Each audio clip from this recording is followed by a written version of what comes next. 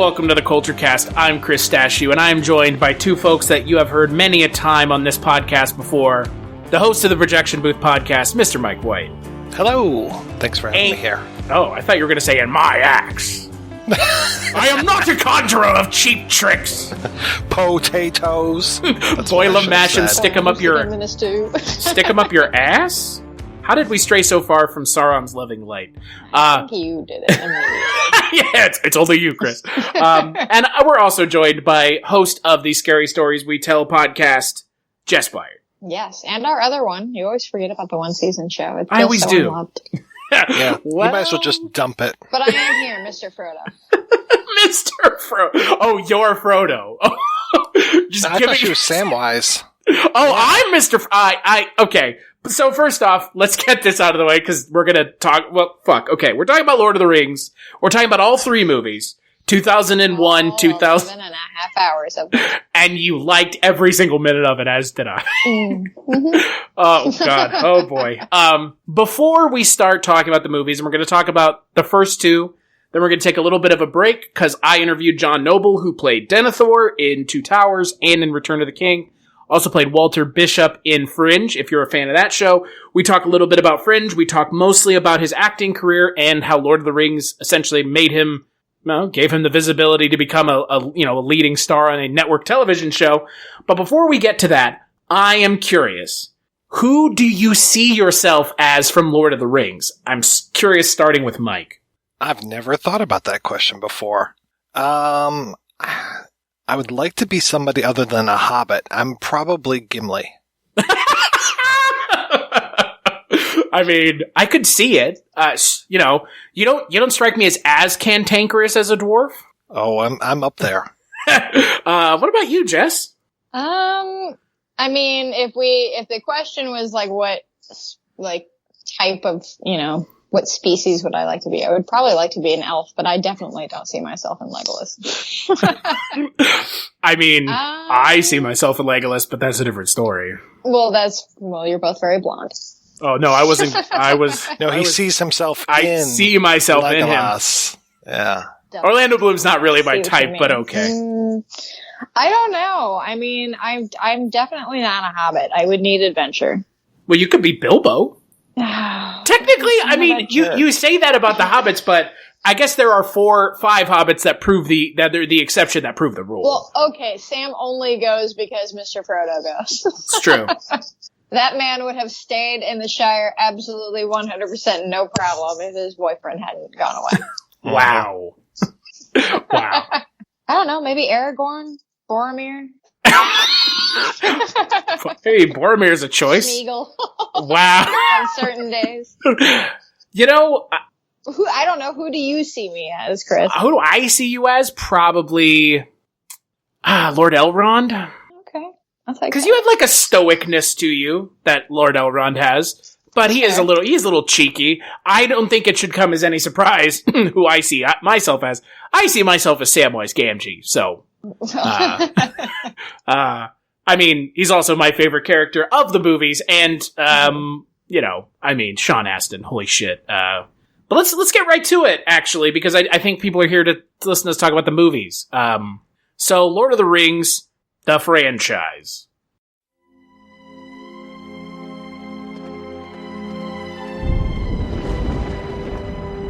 The world is changed. Much that once was is lost. For none now live who remember it. History became legend. Legend became myth. And some things that should not have been forgotten were lost. It has now been found. Is it secret? Is it safe? This is the One Ring, forged by the Dark Lord Sauron. Sauron needs only this ring to cover all the lands of a second darkness. He's seeking it all. His thought is bent on it.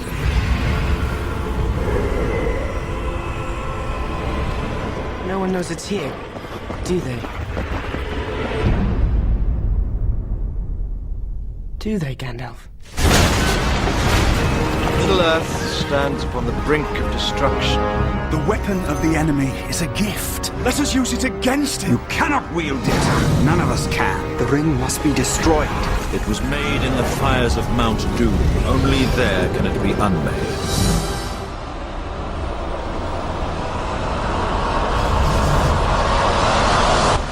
What orders from Mordor, my lord? What does the Eye command? We have work to do. They are coming. One does not simply walk into Mordor.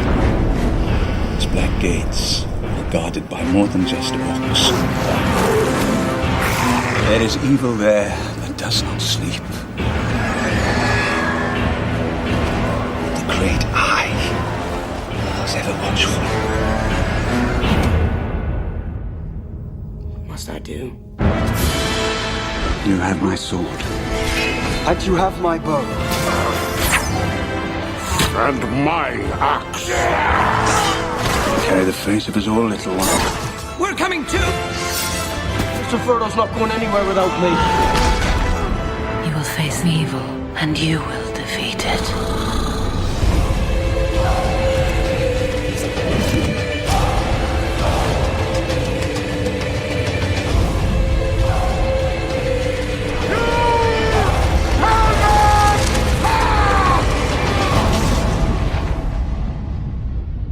Are you frightened? Yes. Not nearly frightened enough.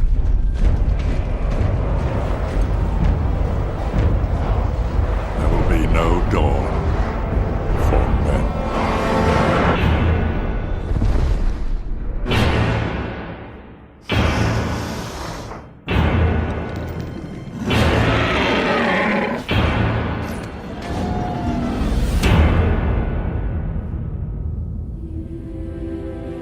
There is still hope.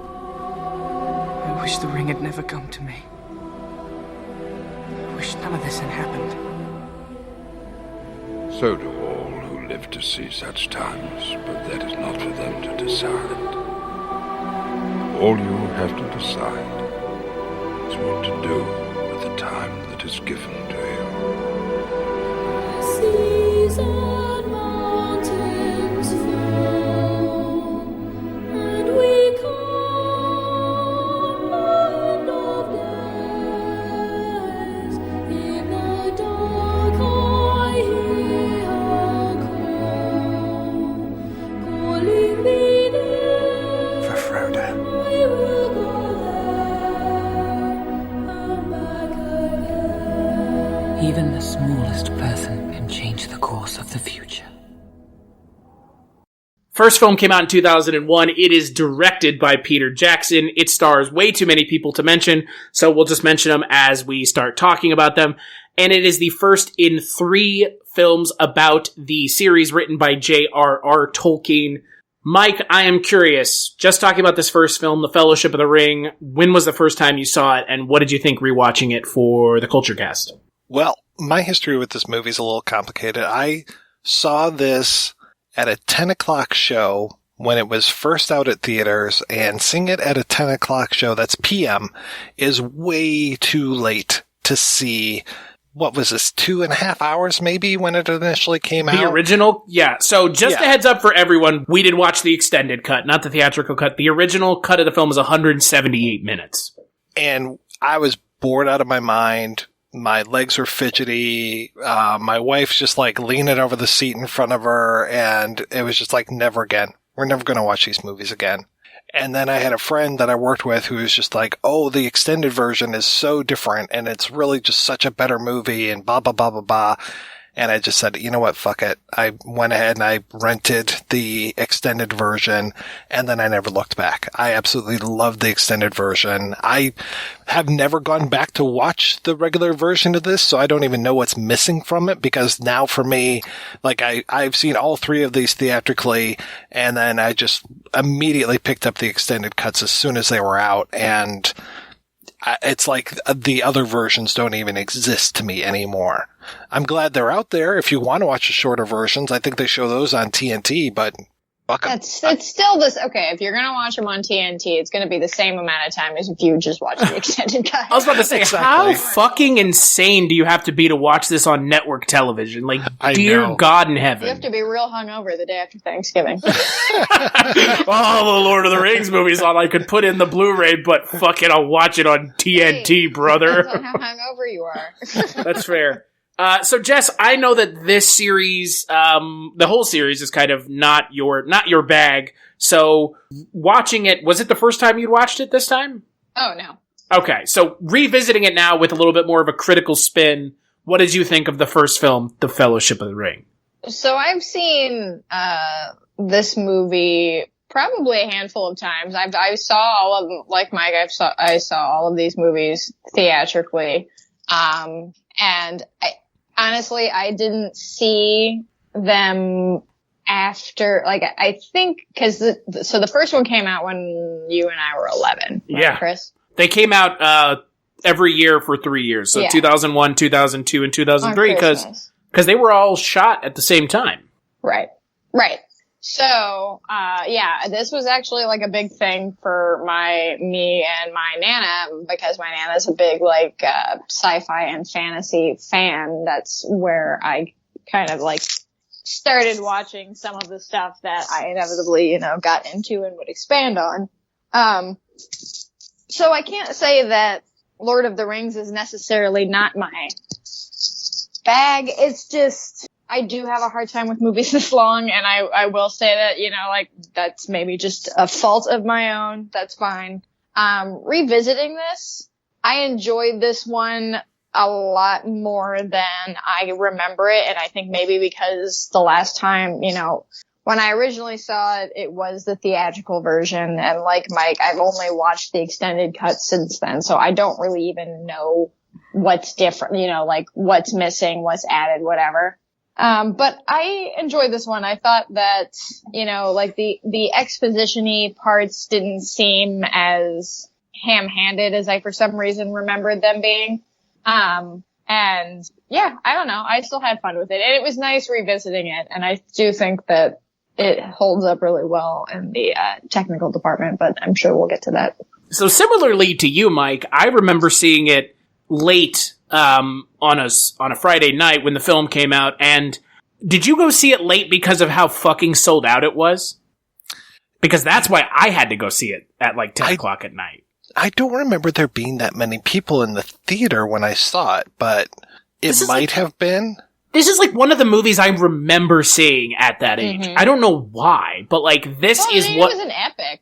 Yeah, well, and At the time, in 2001, we weren't getting, like, huge 3-hour-long movies that were big, like, CGI spectacles at the time. Now we get, well, minus this year, we generally get some version, maybe not quite to this scale, but some version of a big CGI spectacle in Marvel or Star Wars or But here's whatever. the thing, though. You say big CGI spectacle. I'm not sure that this first movie is a big CGI spectacle. No, not really. It's pretty quiet. I would say that the second and third one, that is probably one of my bigger issues with those second and third movies. But this first movie, and I've heard it described this way when I'm doing the research, it's like a fairy tale. This first one is, and it really feels that way because it is a much smaller film. Yes, you get to the part at the end of the film with, or I guess the end. Fuck, it's like the last hour when they're in Moria, right?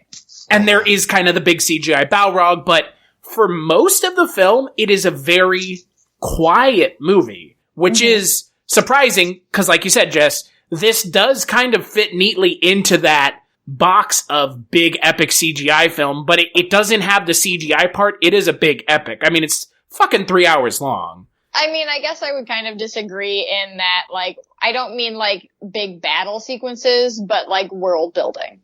Yes, the Shire and all of that, they're real places, but most of it is real. Is not. Right. But I mean, if we're talking about the amount of CGI usage, the second and third film are like... Oh, well, yeah, absolutely. Yeah. But that makes sense because we're getting more heavy into the battle and present situation. Like, it's all set up in this first movie. Now, I will say that, like, I don't know, the issues that I have with this, franchise it's just kind of the same issue I have with, I don't know, these team movies like superhero movies or this, where everything just gets real cheesy for a good portion of it, and it takes me out of it big time. And there's a lot of that in all three of these movies, but especially in this first one. I think the difference between me and you is I don't mind it. Mm-hmm.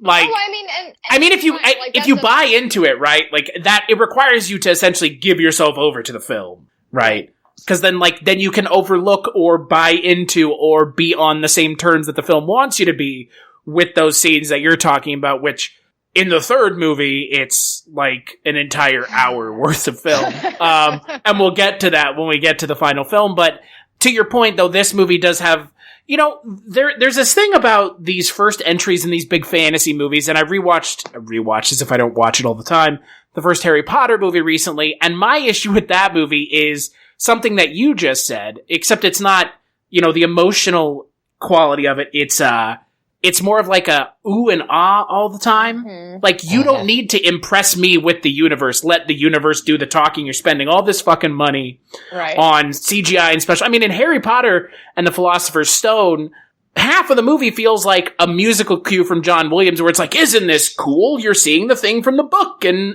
film form. Honestly, I haven't watched the Harry Potter movies in a long time, and I haven't watched the early Harry Potter movies in an even longer time, and I don't honestly see myself ever going back to them, because I do there's a lot of cheese and a lot of that first one is, for sure, but like the later ones aren't as bad. I also never was like a hugely into Harry Potter art. Well, to be fair, Joe Rowling hasn't exactly done anything to give anyone a reason to go rewatch them. There's that also. But, Mike, we had just talked about Peter Jackson last month on your podcast. You should go check that episode out on The Frighteners. And it is shocking to see this film and The Frighteners, because this is the first film after The Frighteners. And Jesus H. Christ, you can't have two diametrically opposed movies as hard as you do The Frighteners and the Lord of the Rings trilogy. Well, I mean, I would pick a different Peter Jackson movie, but. Yeah, but if we don't have The Frighteners, we don't have the Ring Wraiths, because the Frighteners literally made the Ring Wraiths into something scary, which is hilarious. Because I think you said that in the podcast, Mike. The thing about exactly. Yeah, the character of Jake Busey's character in The Frighteners is a Ring Wraith. Looks just like him. Yeah, the only difference I see is the gloves instead of the hands as the cloak. Yeah, it's nuts. I mean, you look at Peter Jackson's filmography, mm-hmm. Dead Alive, or Brain Dead as they want to call it, Heavenly Creatures, Bad Taste, Meet the Feebles, a lot of really disparate films that don't really... That I love all of them. Yeah, they're all great movies, and then you come to Lord of the Rings, and this is so obviously Peter Jackson has said it multiple times, that this is the film he wanted, this is the franchise he wanted to tackle. As This is his thing. And it shows. Oh yeah. There's so much love and craft when it comes to this. And it's amazing even just to see the differences between the first two movies. Like, we can talk about Smeagol and Gollum, but just to see the advancements between those two. And I remember, we're talking about CGI, and I remember when the trailer came out for The Phantom Menace, which the movie of Phantom Menace ends up opening in 99, so 2 years before this.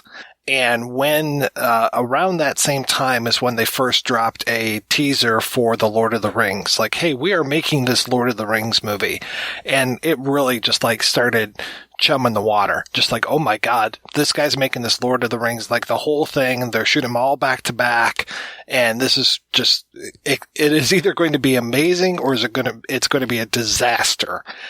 And I was just amazed to see, even as they're making this, they're making improvements from one film to the next, and it's just remarkable.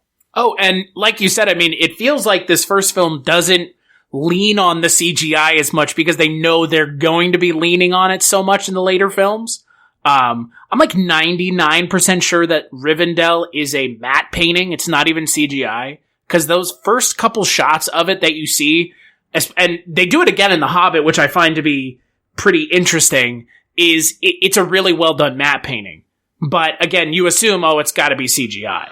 Well, he did such a great job of taking images that were in those Lord of the Rings books and basically using those like storyboards. Like there are moments in the book or in the movie where you're watching it and you're just like, I've seen that photo before. And that's the illustration that was in the book of Fellowship or the Two Towers, etc., etc. That, and then I love the adaptation that he and Fran did, just the care to what they did, how they combined certain characters, how they broke things apart, and just even like little one-off lines that they would do, which were like the names of chapters. Just like, Gandalf will just like throw out something and it's like, oh, hey, that was that chapter heading. And it doesn't feel like fan service. It's just like, it's all very natural the way that they say these lines. So I always appreciate just what a great job they did at this adaptation, because this is a thankless job to take something that is so beloved by so many people and just everyone's got the knives out, just like, yeah, screw up, motherfucker. I'm ready to come for you. And thank God this stuff was out before, like, obviously the internet was around. I was working on it at the time, but thank God this came out before, like, fan culture just took off in a big way. This is back when Ain't It Cool News was, like, relatively a new site, and there was no YouTube, so you didn't have, like, 1,000 reaction videos to something. Thank goodness, because otherwise, when people have done this since then, they've picked this stuff apart like crazy. But at least at the time, it was just like, here's these movies, enjoy them. There are people out there that like these movies. You can find them if you want to, but it's not like it's just shoved down your throat every single day. Well, and that's the funny thing about it is it did kind of come out in this post-Phantom Menace lull, where we didn't get any more, like you mentioned, Jess, we don't get films like this anymore. And, kids today, as I say that as a 30-year-old adult, kids today do not appreciate what it was like to watch a film that wasn't a spectacle every fucking year. I mean, to your point, I mean, this is in that class of movies where it's like, this is an event. You go and see this, and everybody goes and sees it. This is not just like one person sees it. I mean, I kept talking with, of all people, my mom. Event. Yeah, I kept talking with my mom about Lord of the Rings, and I was like, you should rewatch it. You might actually like it. She's like, I will fucking fall asleep. And I'm just like, she went and saw it, though. My whole family went together and saw it. And, like, now you couldn't be bothered to make people who didn't care about these movies watch them anymore. Which is what happened with The Hobbit, where nobody showed up and watched those movies because, they were, like you said, Mike, we're in a now more cynical time where everything can be picked apart. But these kind of came out in a simpler time. The simpler time of 2001. I mean, we did that, I think, for... I don't know if that was a simpler time. Like Mike said, simpler before the internet, before the internet's fan turds really took it upon themselves to ruin everything. And I think that we turned this into a family event. I know for sure we saw Return of the King as a family right around Thanksgiving or Christmas. And, okay... And this was also, speaking of 2001, this was a good antidote to the whole Twin Towers, the whole 9/11 thing. Yeah. Like, by the time we got to this, we were desperate for something, desperate for some sort of release. And this really fit the bill. And here we were seeing a story that was unfolding where it was good triumphing over evil, and evil that you could actually like put a finger on, kind of, and say there are bad things in Mordor. And, of course, the Lord of the Rings was very much a whole metaphor for like, World War II and stuff. And here we are just about getting embroiled in another war. And we have this to kind of, be a balm to our consciences. Well, and again, to your point, Mike, there is also this sense of everyone coming together all at the same time. And that has, I think that's one of the inherent things that has made this so important as a film franchise.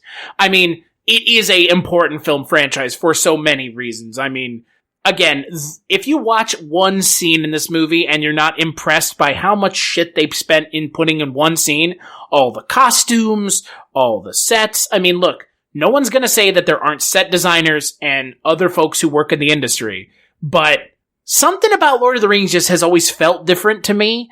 And talking to John Noble, and you'll hear the interview with him here in a little bit, where he was talking about the scene where he's in the throne room at Minas Tirith, and he would walk up to the statues and look at them, and they were immaculate, and they had carvings with inscriptions on them that actually made sense. And it's like, who spends this kind of time and effort? Peter Jackson did. Because, I mean, again, this is, the thing is, we always hear about these vanity projects with these directors. And they're always making these vanity projects, and they most of the time don't work out because, again, just because you have wanted to make something for 30 years doesn't mean anyone has wanted to watch it. And this is clearly Peter Jackson's project of his lifetime. I mean, he could make nothing else for the rest of his life, and he will still be the director of The Lord of the Rings until the day he dies. I mean, folks like us who like Brain Dead, Dead Alive, Meet the Feebles, The Frighteners, stuff like that, those are other things he can be remembered for, but I don't think there's any question Peter Jackson, Lord of the Rings director, no questions asked, that's what he will be remembered for. Not King Kong, thank God. Yeah. I know most people forgot that movie exists. Like, that movie is awful, right? Well, and that, to me, was his vanity project, because he just kept saying, like, oh, I love King Kong, I've wanted to make this forever, and it's like, oh, man, really? That's where you went with this? In the most formulaic way we possibly could. Yeah, I mean, he literally remade King Kong. Like, he didn't do much different with King Kong. Well, but other than make it twice as long. Well, and yeah. twice as expensive. Oof. Well, I mean, you have to have Andy Serkis in your movie playing an ape. That's true. I mean, I guess you don't have would be to. Interesting. Well, I mean, Andy Serkis played King Kong. Mm-hmm. I know, but it would be more interesting if he had a speaking role. I mean, yeah, I mean, he did play, I guess, did the monkeys in Planet of the Apes have? Yeah, they spoke. Yeah. Not a lot, but they did. Yeah. But Andy Serkis isn't in this movie, which is a bummer, because, I mean, we get to Two Towers, we'll talk about it. But this movie is much more, like you mentioned, Jess, about establishing the world and giving us a sense and a time and place. As foreign as it may seem, it somehow doesn't seem as foreign as Star Wars. Mm-hmm. It feels more grounded. I don't know. I think that I would disagree. I feel like Star Wars is very, grounded in our reality. Just as far as, its political back and forths. Yeah, but the political back and forths are in this, too. Yeah, but they are much more clearly paralleled in Star Wars, I think, than they are here. Almost like they were doing in Star Wars for a reason, as opposed to it just being that way in Lord of the Rings. Well, I mean, Tolkien had his own reasons for, and his own parallels. I mean, there's a lot of World War II and... Sure, but I think my point is Star Wars, they beat you over the head with the politics. Right, yeah. The Phantom Menace and the Attack of the Clones being the... Which, to my point, makes me feel more grounded in reality. Yeah, but the thing is, I'm saying this feels more grounded in reality, as in this feels like ancient history. And that is what Peter Jackson, that's what he set out to do. That's kind of that's in the inherent nature of, high fantasy, though, right?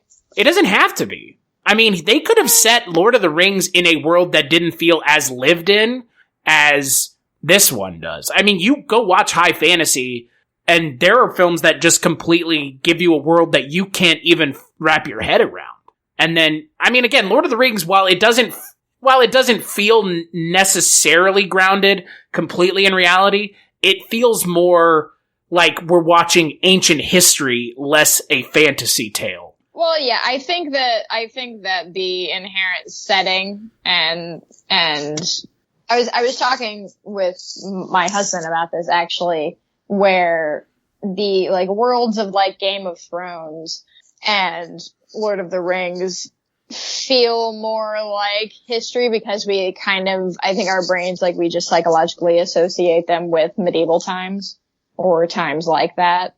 I mean, obviously, Lord of the Rings is much more fantastical than, I would say, Game of Thrones is, because Game of Thrones is predominantly just humans. And the show is the book is actually a lot closer to Lord of the Rings than the two ding dongs who adapted the But we're also only talking about the movies of Lord of the Rings, too. Well, I mean, again, in Game of Thrones, they decided to ignore the fantastical, which is unfortunate. I mean, in Lord of the Rings, you can't ignore it. One of the main characters is literally a giant eye who's suspended on a tower, who's kept alive by the ring. So. But I think there's something inherently, there's something much more tangible about fantasy, about movies that are set in the fantasy world as opposed to movies that are set in a sci-fi world.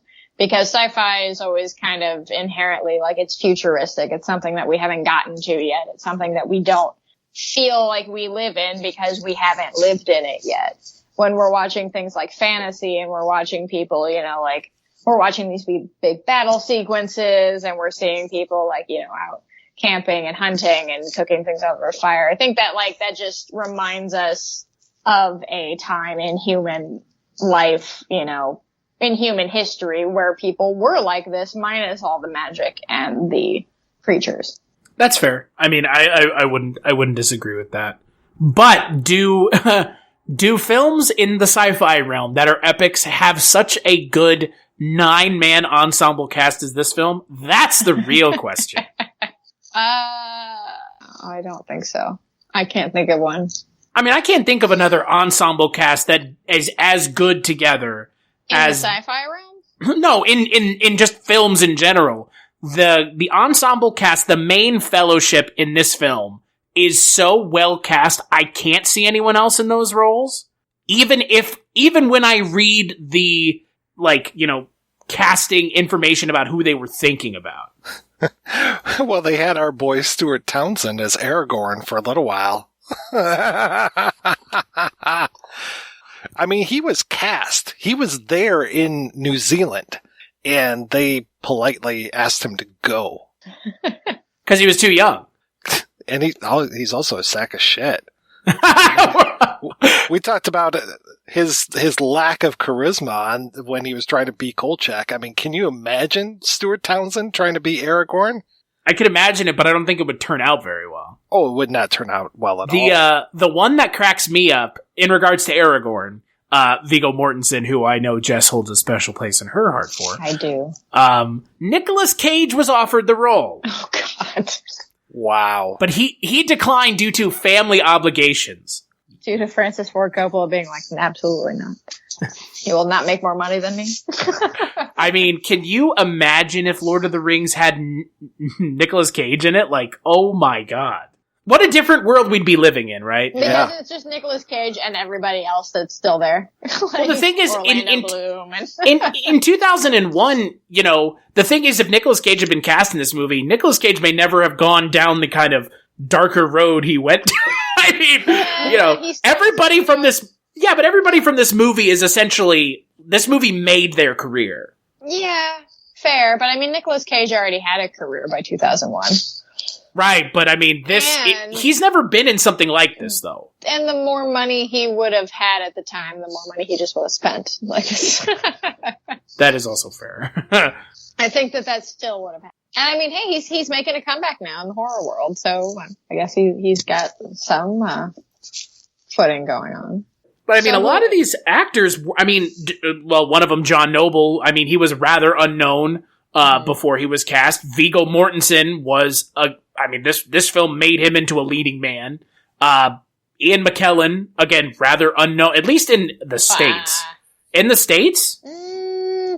This was before the X-Men films, so yeah. Awesome. Yeah, I guess so. Yeah, I mean, Elijah Wood just wants to just naysay this entire episode. Jess is just trying to be the proverbial stick in the mud. Monsters, thank you. Yeah, but you liking it is not I'm talking about I know. that's the thing. I don't think anyone's gonna. 11 in 2001, so I don't remember a whole lot of that year. Well, that's the thing. A very significant moment. Well, that's the thing. I didn't realize, when I was talking to John Noble, I didn't realize how many of the actors in this film weren't really who they are now. I mean, you have someone like Sean Bean. Yeah, he played a James Bond villain. You have someone like Hugo Weaving, who this is in between the first and second Matrix films, I believe. Yeah. But Orlando Bloom, Dominic Monaghan, Billy Boyd. Yeah, when did Pirates come? 2003? Okay, so not too long. Well, that would have been when Return of the King came out. Right. So, yeah. and so you know, like, here's your career. Thank you. You want to? Yeah. I mean, that's the crazy thing about Lord of the Rings. And, you know, someone like Andy Serkis, who, again, when we get to Two Towers, we'll really talk about it then. But, yeah, I mean, and again, also to some extent, Peter fucking Jackson. I mean, Peter Jackson is not who he is today without Lord of the Rings. You know, I mean, he would never have made... He wasn't a household name. No, he wasn't. And he never would have made King Kong. He never would have made the Hobbit films if this film hadn't been successful. But, I mean... you say those two things. Yeah, I mean, to be fair, we could have probably done without both of them. But, you know, again, I don't know if we want to delve into the plot of the movie. I think everyone knows what the plot of this movie is. If you're tuning in to listen to three people talk about the extended cuts of these movies, you probably haven't not watched them. Yeah. But if you don't know, Frodo is tasked with taking a ring to Mount Doom to destroy it because Sauron's power is contained within the ring, and if Sauron gets it back, he'll cast darkness all over the land. It's never really said what happens if Sauron gets the ring, I mean, but just like, you know, bad things. Horrible doom forever. Mm-hmm. But you get to listen to that delicious voice forever, so... And I have to say, he's not tasked with it. He's tasked to take it to Rivendell. Thank you. And then after that, he makes a choice. Also, Bilbo just thanks for just leaving the fucking horrible ring in the middle of the floor. But he doesn't know. I mean, even, you know, I don't remember the Who books. Doesn't know? Bilbo doesn't know that it's the Ring of Power. Yeah, because at the end of Return of the King, he's still asking, where is the ring? Which is like the most hilariously bittersweet moment in these films is Ian Holm in old man makeup going, I'd like to see that ring again. And you're just like, no, you fucking dumb old hobbit. No, you will never see this fucking ring You're again. Confounding being. God. But yeah, to your point, Mike, I think that's one of the important things about Lord of the Rings is that it is a choice that Frodo makes. I mean, yeah, he's asked to take it to Rivendell, but then he does make kind of the ultimate choice, right? I mean, the choice that essentially shapes the rest of his life. He's most certainly not a reluctant hero, though, I would say. No, once he accepts his fate, I mean, he loses hope a lot faster than Sam, but at least Sam's there to keep giving him hope and talk about home. Well, and that's, I mean, the character of Samwise is, again, obviously my favorite character, because again, he does kind of stand throughout the three films as kind of not the voice of reason, but the voice of hope in a world that seems like hope is gone. Completely. I mean, you know, when they're on what the fuck is it called? Going up the peak of Mount Doom, and you have fucking Samwise talking about the Shire, and can you see the Shire? I mean, stuff like that is absolutely heartbreaking, because you know that Sam is at his wit's end, Frodo's at his wit's end, and you can see it in their characters, and in this first film, you know, Sam is just kind of he's just nosy. Yeah. It's comic relief. Yeah, well, yeah, in this film, yeah. Until the part where Frodo almost lets him drown? Yeah. I've never understood that part. It makes no sense to me. Like, even now watching it, I'm like, Frodo, what what is this supposed to show? That Frodo is conflicted about letting his friend either come with him or die? Well, die here, die with me. I don't... That is, because I don't remember that being in the book. So it's a weird choice for Jackson to make that scene into what it is, considering how the scene before that you get one of the Fellowship getting brutally murdered by those arrows. But he kind of deserves it, kind of not. He comes back at the end and realizes that he did wrong. I mean, Boromir is a great character because he is so conflicted. That whole thing of Boromir, Faramir, and Denethor, just that whole family relationship is just like, oh, fuck, man, there's a lot of stuff here. And there's a lot of stuff that they kind of get into in the extended cuts because Denethor isn't even in the second film. So you never see that scene that we're going to talk about. But the character of Boromir, you kind of notice through each of these films, not every character gets one, but it seems like some of the bigger characters get like a moment with Frodo where they're tempted by the ring. And it's like who fails and who passes is the kind of important thing to walk away from. Obviously, Galadriel gets it towards the end of the film. She passes. And I would say that Boromir passes, but only in that he dies for it. You know, like, there's this moment, like you mentioned, Mike, where Boromir's trying to get the ring from Frodo, and then Frodo puts the ring on and goes invisible, and then that's the last time, you know, Boromir's essentially alive because he ends up defending the hobbits and dying, you know, the next scene. So it is kind of interesting that each of these characters gets this kind of moment of temptation, even Aragorn. And they all pass. I don't know, I guess Boromir kind of fails, but at the same time, he doesn't kill Frodo for the ring, and he could just cut his head right off and take it. There's nothing stopping He does him. think about it. Yeah, he does. He really does. But I mean, he's also, I mean, like, that's the power of the ring, right? Like, the ring is the ultimate test for everybody that it comes into contact with. And if you fail, you end up like Gollum. Mm-hmm. Right. Or Boromir. Though I would rather end up like Boromir than Gollum. Second movie is my favorite movie. And the second book was my favorite book growing up and reading that. And, you know, we were talking about Star Wars a little bit earlier. This does what Empire does in the smartest way, is to break apart the characters and to give them all their own stories and allow us to have these smaller bites, and the way that they edit the pieces back together again of how we're pacing these stories. That's one reason why I think this is probably the most masterfully done. I really love the way that we are hopping from story to story and keeping these plates all spinning and keeping everything interesting. And each of the stories has an interlocking piece with the others. It's not just disparate stories. I think you're completely right. I don't know how much shelf life this trilogy would have had if it had all the characters together the entire time. Right. I think it would have been a narratively less interesting piece of fiction. Yeah, but it would have been so stretched out if you're just trying to cram everybody in every scene, essentially. Well, and the second movie is so smart too, in that not only are we getting those same, you know, the fellowship now in their smaller groups, but we're exploding this universe out into so many new things. Like, you know, we met the elves, sure, in the first movie, but now we're like, yeah, here is Gondor, and here's I'm forgetting where the Rohan.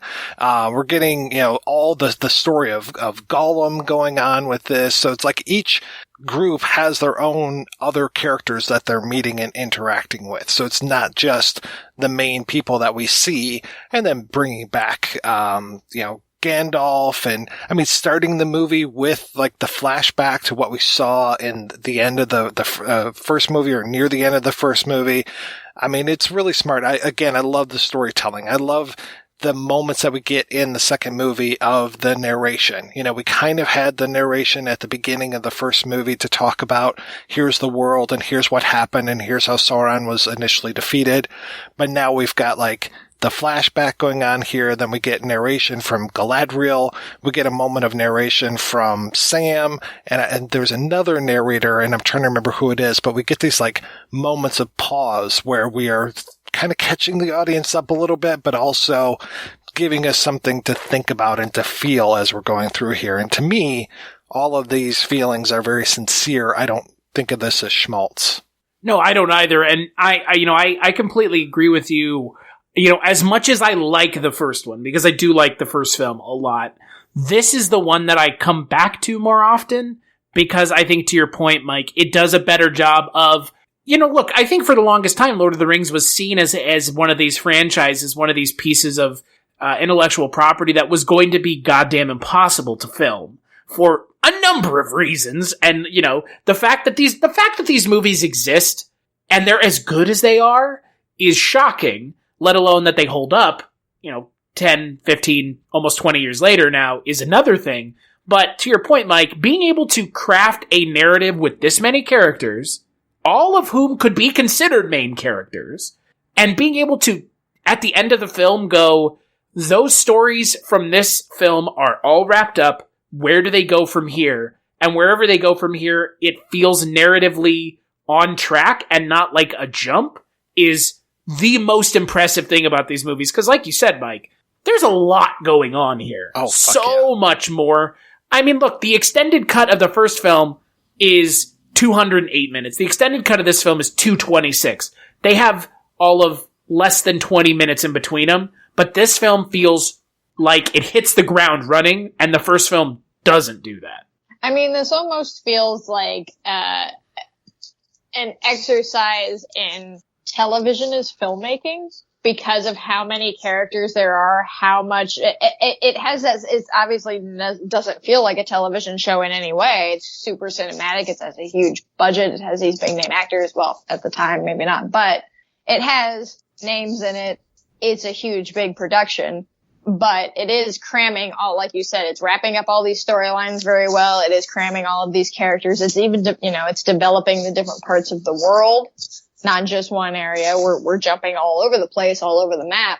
And like, I often see franchises where I think, man, I think that this would be so much better if it was a television show because it gives, there's more time there for characters to get fleshed out.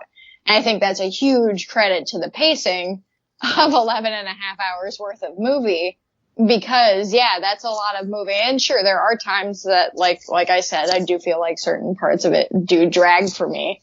But overall, it's a huge feat in pacing because we are getting to know these characters and also getting to see them to whatever end it is that they're supposed to have. And we don't feel rushed.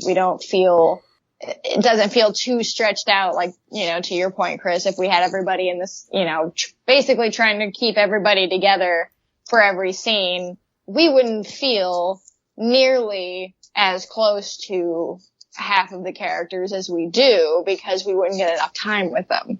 Yeah, and Phil Jackson, coach of the Lakers. Peter Jackson has gone on the record in saying that this film, he considers it to be Aragorn's film. And I would agree with that. I would think so. I mean, 1 hour of this film's near 4-hour runtime is devoted to Helm's Deep, which is inherently Aragorn's story. That's saying a lot because there are a lot of movies and franchises where it's like you want to focus on your main character. And when we're not, even in television shows, when we're not around like the main characters that we like, we get bored with those stories. But that's never really the case here. All of these stories, well, except maybe for Legolas. But most of these stories are engaging enough to where it's like, I don't feel the need to be with Frodo. I know where he's at. He's still walking to Mordor. Like, I will tell you, when they give Legolas room to breathe, like they do in The Hobbits, they shouldn't have, because he's not particularly interesting of a character, which is unfortunate. No. He's really not. Well, the Legolas-Gimli relationship is what keeps it interesting for me. Agreed. And then also those moments, there's one moment in the Two Towers where I just cheer every time I see it, which was fucking Legolas riding a shield downstairs and shooting arrows at the same time, and like the shield ends up like almost decapitating an orc. It's just like, what the fuck, man? This is awesome. Yeah, but then they do it again in The Hobbit. Oh, God. And it's super cool because it's all CGI and he's riding on an orc instead of a shield. Oh. Yeah. I want to take a moment to talk about The Hobbit, just minorly, because Mike, you and I were kind of chit-chatting about it before we started, and I said that it's not as bad as I remember it being. It's not as bad. I haven't finished the third film yet, so maybe me walking away from the third film would be like, well, fuck this shit. It almost feels like, because we talked about this on the Frighteners podcast, Mike, I don't know if you remember talking about Peter Jackson in comparison to someone else like George Lucas, who has gone back and retroactively tinkered with his movies after the fact, right? I mean, while I do appreciate the extended cuts, that's what the extended cuts are effectively director's cuts of the movie. I like that he doesn't call them director's cuts. Me too. Right. Because the term director's cut, thanks Ridley Scott, you've ruined it for me. But the thing about The Hobbit that has always struck me, and I was reading about it online, and I was kind of seeing the same shit over and over again, at the time when those films came out. Is it feel like to you, Mike, that Ridley Scott, Jesus, that Peter Jackson was trying to remake The Lord of the Rings by making The Hobbit? Not necessarily, no. I mean, I think he was trying to tie us into the Lord of the Rings a lot more. They feel so similar, though. Like, the pacing... Feel like the studios were trying to read. well, I don't think there's any disagreement there. 3 of those movies. Right. I mean, they were originally supposed to be 2. Yeah. Well, he does do some smart things. I mean, I like Radagast. I like some of these things. It's a little much like having the council meeting and talking about the things happening in the East and all that kind of stuff. But it seems like it's all, and I hate this word, it's all canon. It feels like it's all like, okay, from the Silmarillion or like from the appendices. I was about to say like from the appendices of the fucking Lord of the Rings. Right. It feels like he's bringing these things from the real sources. But then there are other things where it just, like, I will just put this out on the table. I'm fine with The Hobbit. I'm fine with The Desolation of Smaug. I have the 2 extended versions of those, and I like the extended versions even better than the theatrical versions. But you get to that 3rd movie, and he just shits the bed. The pacing is so bad. The idea that we're going to wait and kill Smaug within the first 20 minutes of the 3rd film. I don't care about Byard that much. He is nothing to me. I don't care about the Battle of the 5 Armies. I watched a fan edit of this recently of the Hobbit movies where they took them all and crammed them into like 4 hours. And they did what they did in the book, which was Bilbo gets hit on the head during the Battle of the 5 Armies. He wakes up and the battle's over. So, like, none of that shit is in there. None of, like, the sandworms are gone. All that garbage is gone out of there. That's where it feels like he departs from Tolkien the most. Like, I don't know where he got the sandworms from. Maybe they were in an appendix somewhere, but yeah, just fuck that movie.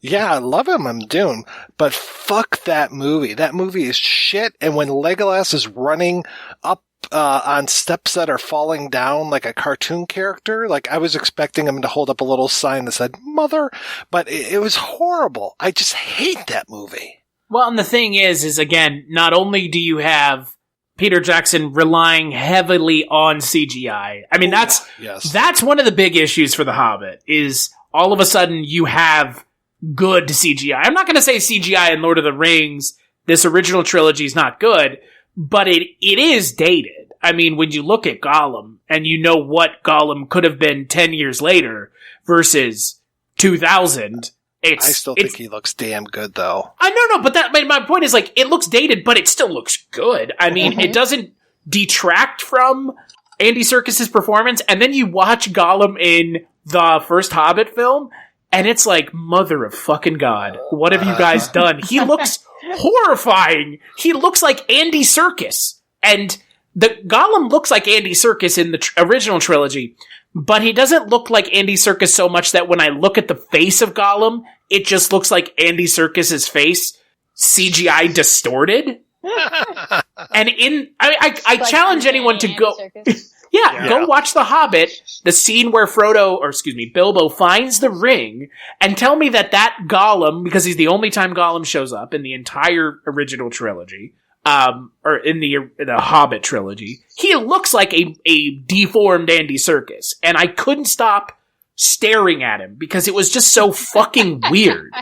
But like you said, Mike, he looks great in The Two Towers. I would like to say, and Jess and I were talking about this earlier in the week, the Academy can go fuck themselves. The fact that Andy Serkis still hasn't been nominated for anything, for all of these roles that he's done that have been so crucial to the films, when he played Caesar in Planet of the Apes, he was fucking amazing. Best part of that movie.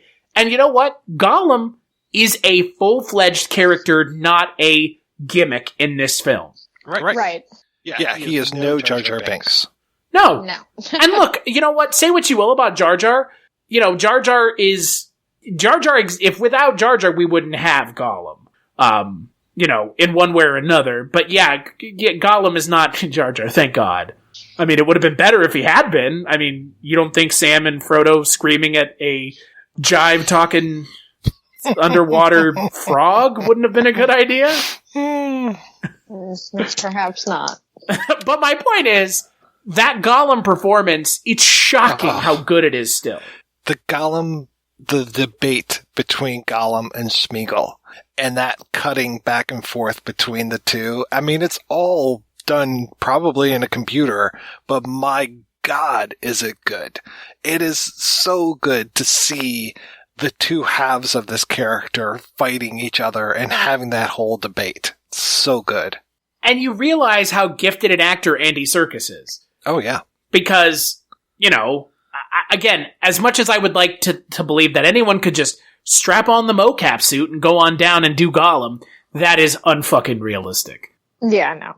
You have to be able to move your body in a realistic way while wearing all that shit. Yeah. And look, again, we were talking about people kind of their careers being made by this trilogy of films. Andy Serkis is kind of one of the, if not the one that you could point to and go, this guy was unknown before this trilogy. I can agree with that, yeah. And now he's directing the Venom movie. And, he has been doing the mocap thing still. So, and he obviously would work with Peter Jackson again for King Kong. And I don't think King Kong is the worst part of those King Kong movies. There's a lot of other things working against it.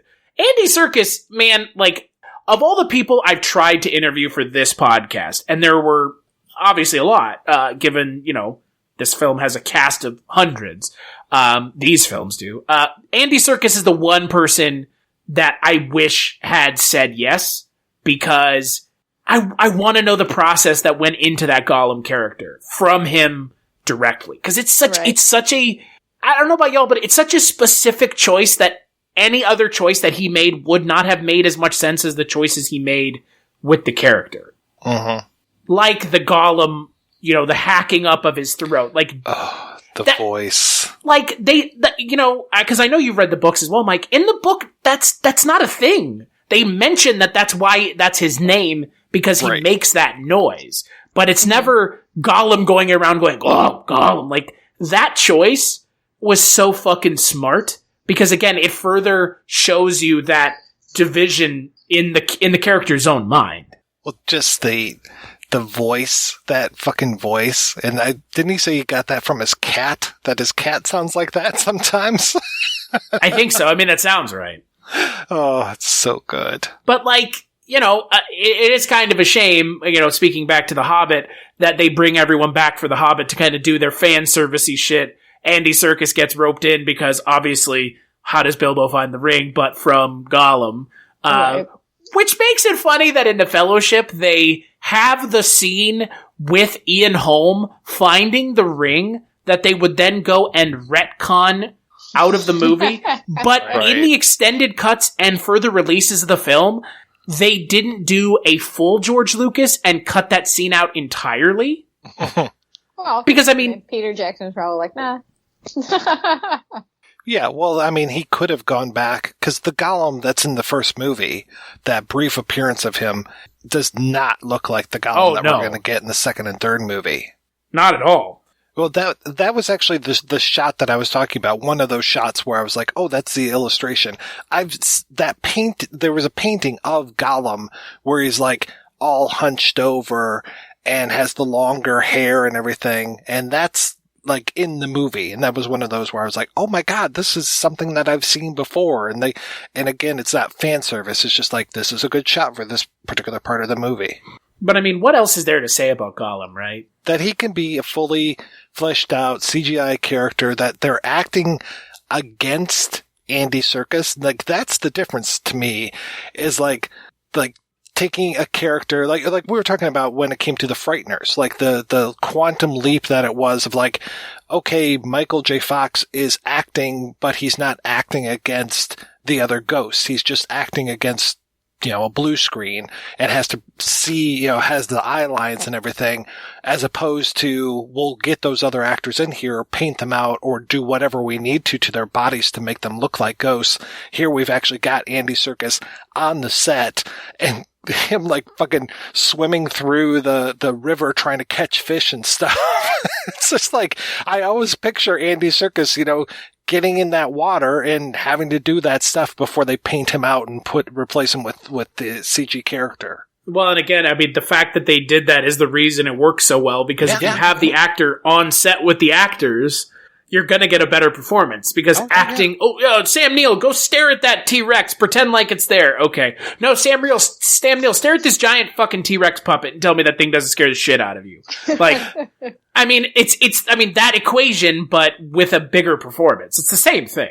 It's just, it doesn't work as well when they're not there, if they're CGI or not.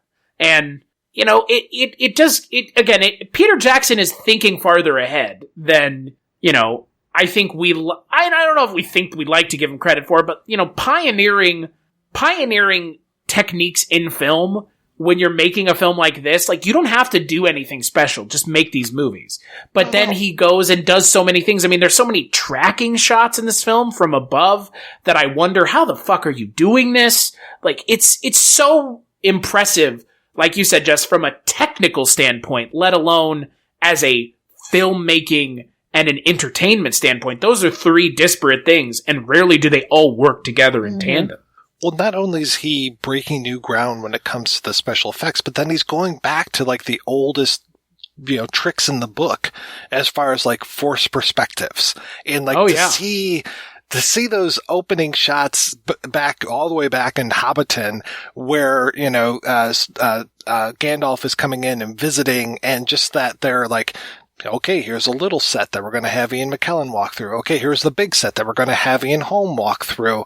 And then when it's like, the one that always gets me is Elijah Wood and Ian McKellen in that carriage, and that they were both actually there at the same time. It's just like, what? How are you doing that? How are you making it look that he is so tiny? You know, and like, of course, yeah, there's great shots where it's like, okay, Aragorn is carrying a dummy that's dressed like Gimli. All right, there's a little person that's dressed like Gimli that's, you know, running into this cave, those kind of things. You know, here's a really super tall person standing next to Merry and Pippin. Okay, great.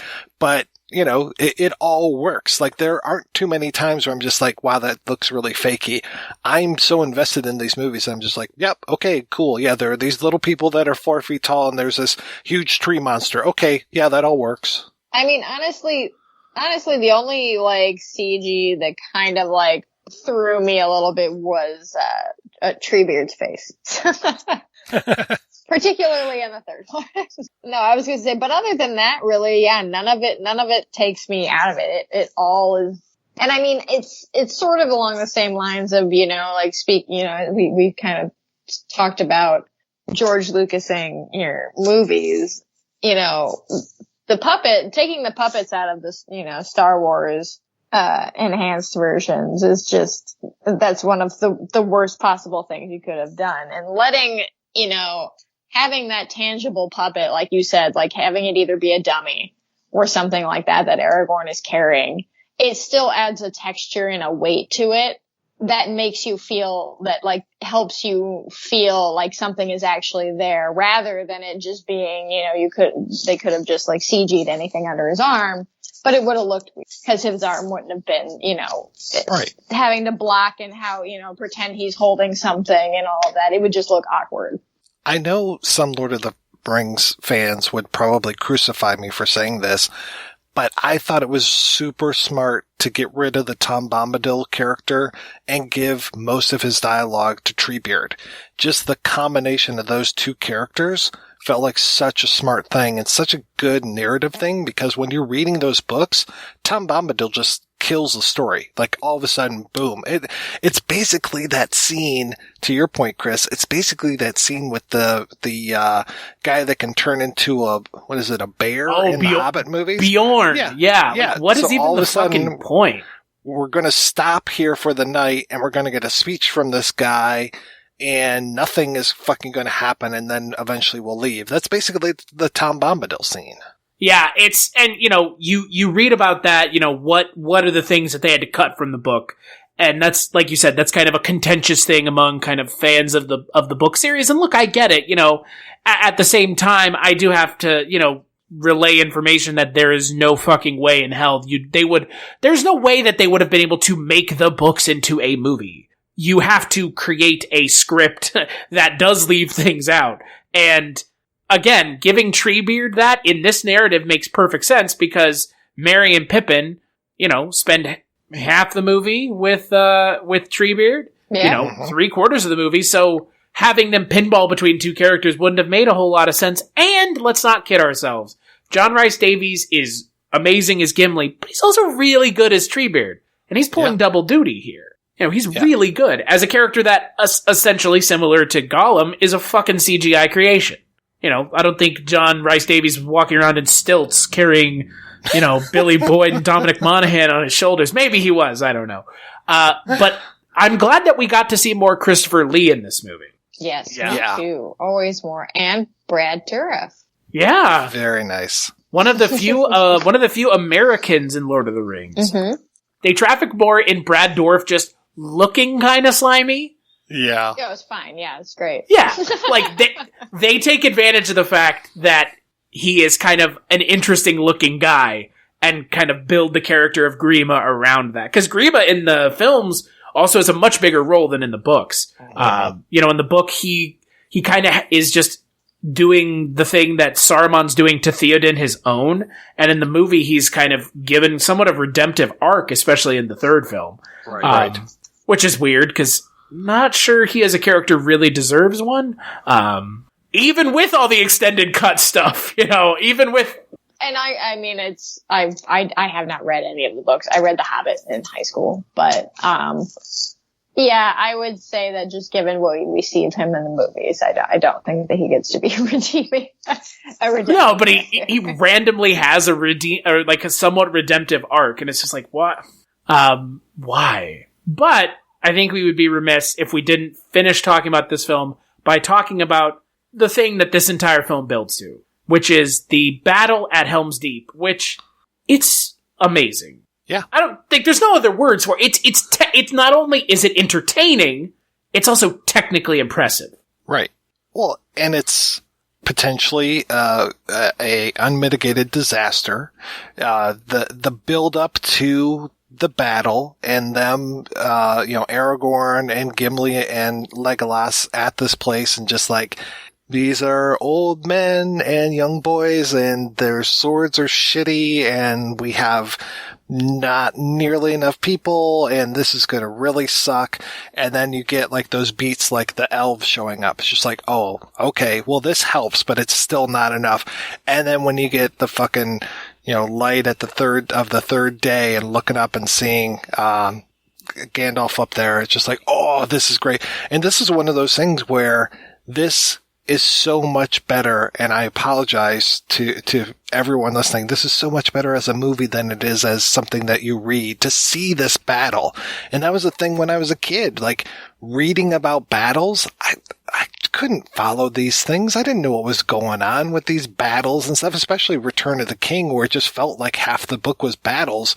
But here in The Two Towers, it's just like this battle, the way that they organize it, the way that they shoot it, the way that they're using, again, models and CG and all of this stuff to make this orc or Uruk-hai army just this impressive, crazy force that will never end and just will always keep breaking upon the shore of Helm's Deep, and that explosion that takes part of it down. I mean, just all of this adds up to be such a cinematic battle.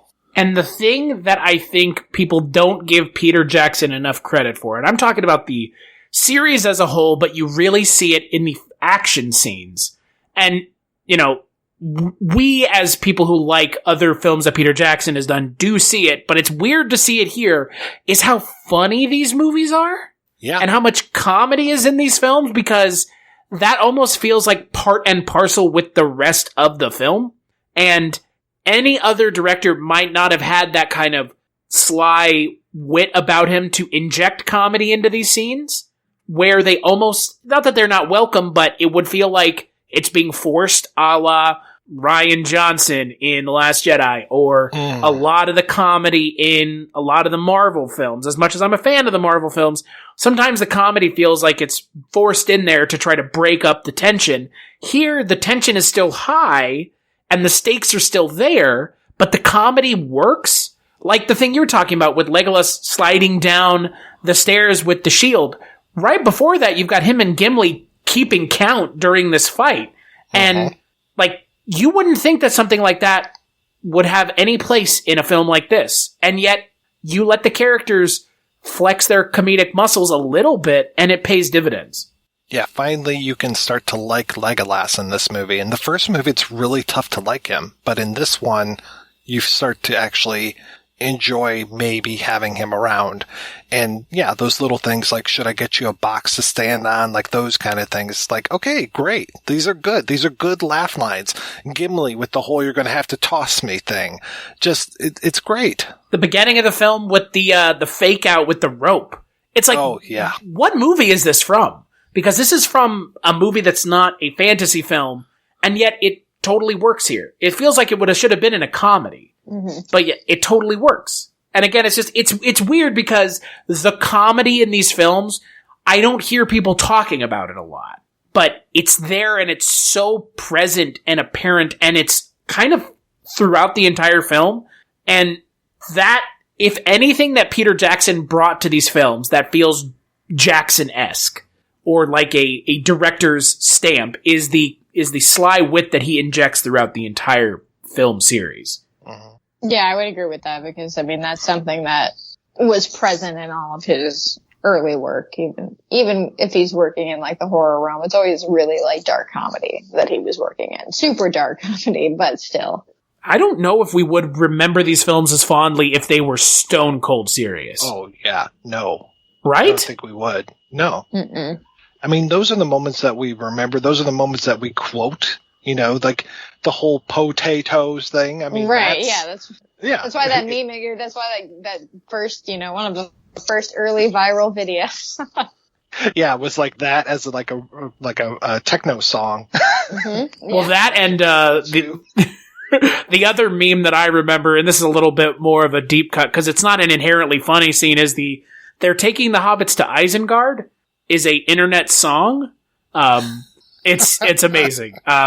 It's one of those things that, like, when you have a film that's as long as this one is, and a franchise that is as long as these three films are, they lend themselves to memery. Mm-hmm. And I mean, there's a whole prequel memes page on Reddit for the prequel films of Star Wars. There's a whole Lord of the Rings meme page, and it is constantly being updated with people being cheeky trolls about shit from Lord of the Rings. Oh, yeah. But I just saw one today, which was somebody, like, one of those, like, descriptions of two people having sex, like, written in a book, and it's just, like, a horrible, horrible description of, like, especially, like, women's bodies. And then it was, like, that side by side with an Urukai saying, looks like cringe is back on the menu, boys. I mean, looks like, oh God, what is it? Looks like meat's back on the menu, boys, is a great quote. God, yes. Or, one does not simply walk into Mordor. Like, right. We used to make a joke back when I lived in college, and I lived on campus at one of the dorms. It was, one does not simply connect to campus Wi-Fi. Like, and it's stuff like that. Like, that, I think, helps keep the film alive.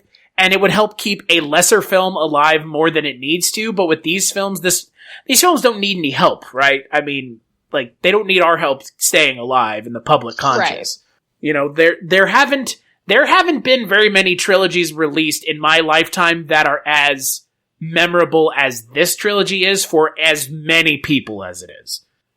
I hate to break it to Star Wars, and I don't know how you feel about this, Mike. Clerks 2 kind of opened that box of Lord of the Rings or Star Wars. I think it's safe to say in 2020, Lord of the Rings is the clear winner here. Yeah, I mean, maybe talking after the Amazon series. They've been doing their best to, like, kill this after those Hobbit movies, and now maybe with the Amazon series, but we'll see. We'll see. Well, could they do any worse than Disney has done to Star Wars? Well, they could try. There's what the last three movies were, and then there's the Mandalorian. Sure. Maybe the Lord of the Rings series will be like the Mandalorian. Yeah, that would be nice. Yeah, not like it would be a surprise that there are good Lord of the Rings things. That's the joke, right? Like, Lord of the Rings is the better franchise because there's inherently been less of it. There haven't been 3 trilogies worth now, so. Right, it hasn't overstayed its welcome. No, it has or not. forced itself front and center. So, let us play the interview that I did with John Noble, who played Denethor in Two Towers and Return of the Kings. And when we get back, we will talk about The Return of the King.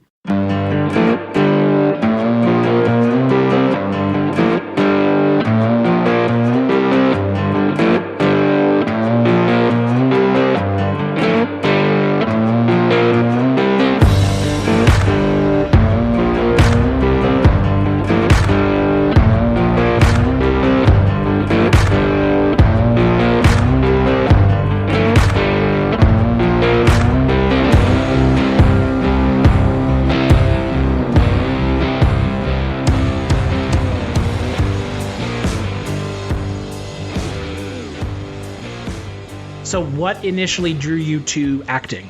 Accidental, really. I've often thought about this.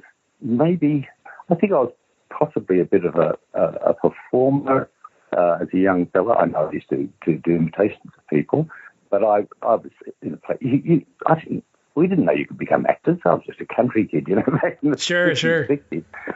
We didn't become actors. All actors were Americans, and they rode horses, as far as I knew.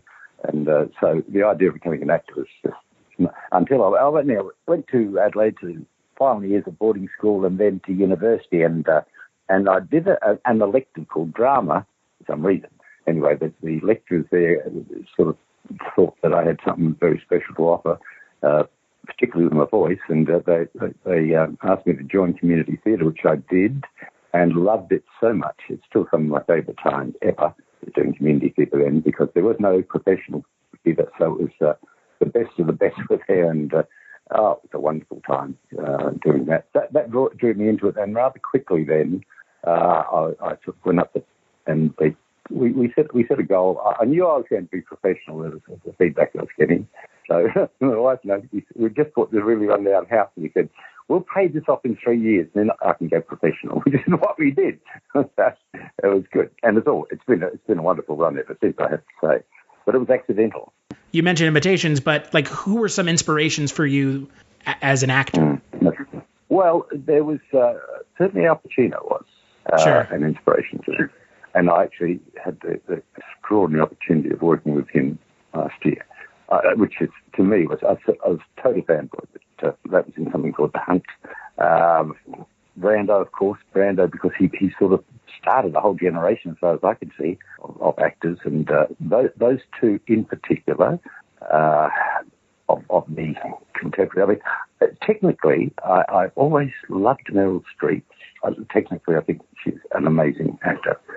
So I would look and learn from her. And Hackman was another one. Gene Hackman, he was another one that affected me greatly with his acting. There were a series of that generation of actors that came through. But we also knew, the Hollywood stars, the Rock Hudsons, and all those handsome, incredibly handsome men, incredibly beautiful women, and all that soft focus they used. Sure. Oh, they were larger than life. They were very much larger than life. So we knew their names were like household names, Gary Cooper and all those fellas. But I think probably, ones I've mentioned would be the major influences on me. There might be others. A couple of the British ones. Anthony Hopkins has been a big influence again because he's technically so brilliant. And that's not a bad question to start with. Anyway, those few. I was about to say, you're not mentioning anyone who's definitely not worth mentioning. From I mean, even to your point, even to a technical standpoint, as an Australian growing up in Australia and seeing these Hollywood actors, did it make you wonder what it could be like for Australia to have their own version of that with, well-known Australian actors? I mean, was that something you had thought maybe this could be a thing? Could I be part of that? No, not a chance. At the time, when I came into it, we really only recently opened our first drama school, which was NIDA, and so there were these extraordinary people coming through. The Mel Gibson, and the whole lot of them coming through, and from that school, and still are. So they were exceptionally good actors, and there's more of them, obviously. But prior to that, there was basically radio actors. That's what we were, and that might be something to do with the voice thing, because I was fortunate enough to start really towards the end of the radio time when we'd all go into, the ABC studios and stand around on our mics and carry on. And I got to work with some of the great old radio actors, and that was an inspiration to me too, the way they just handled it with such ease. But then anyway, it started off and it started to go, and very quickly my career took off, and I finished up starting a theatre company to do a certain type of work, and I ran that for a decade or more, and it was an amazing time, really. I was directing a lot there then. Sure. So tell me a little bit about, because you brought it up, obviously. Tell me a little bit about kind of your days directing stage and then transitioning into, like you said, full-time acting and being in front of the camera as opposed to behind it. Yep. Okay. Look, I didn't really. I'd stayed there until I was about 40, I think, by the time and it had been a great period of time. And I was sort of director in the West End, and we'd had touring shows around the place. But I never considered myself to be a very good director, even though I had a lot of success. It wasn't what I really wanted to do. Acting is what I wanted to do. But I had some other skills, and I had a lot of administrative skills from the university, and so I was able to run the company. Then I wanted to work. I'd done a lot of training in film and television, but very little of it.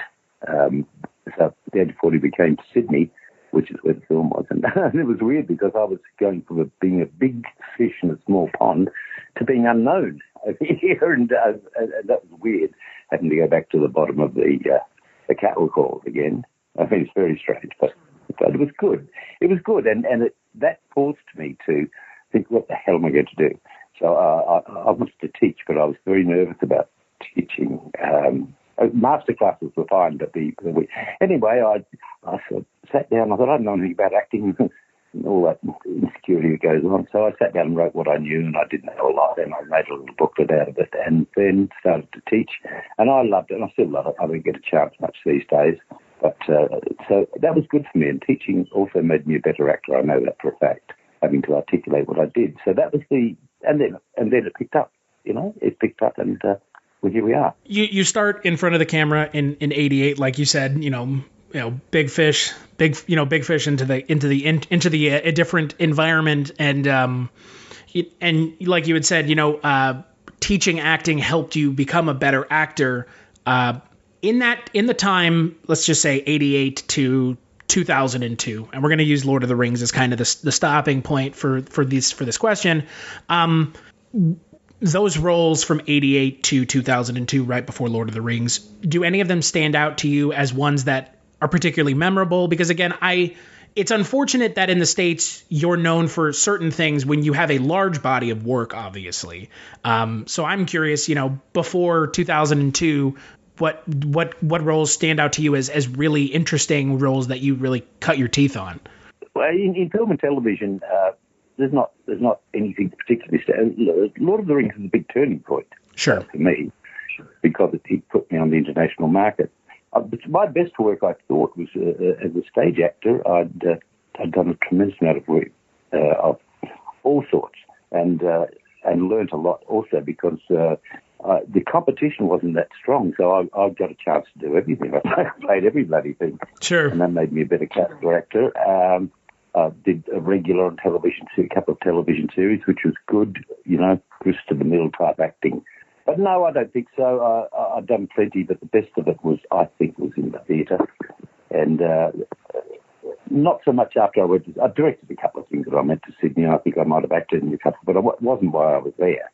And so thank God it finally kicked through for us in 99, which is when we did Rings. Well, I read a little piece of information about the academic knowledge that you brought to Fringe. So, and you're very well spoken. So I figure asking you an academic question's not outside of the realm of possibility. I'm not sure I would ask a lot of other actors purely academic questions. So let's kind of transition to Lord of the Rings. When you were growing up, had you any exposure to J.R.R. Tolkien's Lord of the Rings? No, I had none up there. I was a country kid. I mean, seriously. Sure. We lived in another world. Then as I sort of went through my teenage years, I obviously knew about Tolkien, and I knew that he'd written this, and I knew some of his background, and he's a genius, by the way. I mean, I completely agree. So that was, I knew, but I hadn't read the books, and so it was knowledgeable without detail for me at that stage. Sure. So how did you initially get involved with Peter Jackson's, I would say it's a massive undertaking, right? I mean... Oh, unbelievable, Chris. I was in Sydney, and my agent rang and said, they're casting Lord of the Rings out of New Zealand. Would you like to audition? And I said I would. And they sent me the role of Denethor, and I auditioned with that role, and I knew I'd done really well. You get a sense sometimes, you know. Sure. God, I nailed that. Then I went away, and then they came back a few months. She said, but Peter Jackson's coming, and he wants to see you. So he said he wanted to read for Sauron and Denethor. So I did, and met him and Fran and a few others.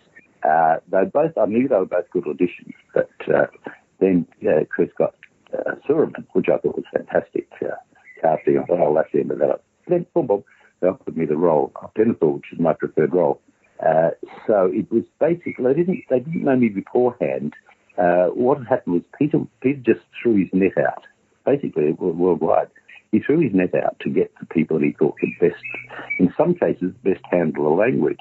Sure. Because if you look at Denethor is a lot of his dialogue is straight out of the text, and it's quite Shakespearean in some ways, and sort of arch and dramatic. So that's what he did, and you'll see an awful lot of stage actors got transferred across at that stage to do Lord of the Rings. And really, there were, in terms of stars, Liv Tyler, perhaps. Who else? Ego to some extent, but it wasn't a star picture. We were not known that well, but we certainly were afterwards. I was about to say, it really put a lot of folks, yourself included, really, I wouldn't say on the map, because I find that term to just be bizarre, frankly. It elevated your visibility so much that, I mean, you became known household names. I don't know anyone who has watched Lord of the Rings, and your scene, the scene with you eating the tomatoes. I don't know who that hasn't made an impression on. And again, that, like you said, that role is so theatrical in its presentation in the book that, like you said, you need that theatricality, that you need that grandiose presence to be brought to the role. You've got to be very careful whenever you're doing stuff like that it's grounded in absolute truth. Absolute truth. All acting is grounded in absolute truth. So you can do all of that external stuff, but you've got to get to, and getting into the guts and the heart and soul of Denethor was a real struggle. In the films there wasn't too much spoken about him. I researched back through the books and through the reference materials to try and get a handle on the fellow. And then I made up some things that I thought helped me. For example, I made up that his wife Bindula, who he loved to death, had died in childbirth, giving birth to Faramir, and hence his disdain for this boy that cost him his wife. Those sorts of things were things I had to do. And also the fact that he was a steward, not a king, and all that. So I did my research to get to the bottom of it and why he was such a broken man when we meet him. So terribly broken there. It's sad. But he was tough. He was a tough role. And that scene you're talking about, when he says, Faramir says, would you rather that I had died instead of Boromir? And I said, yes, I wish that.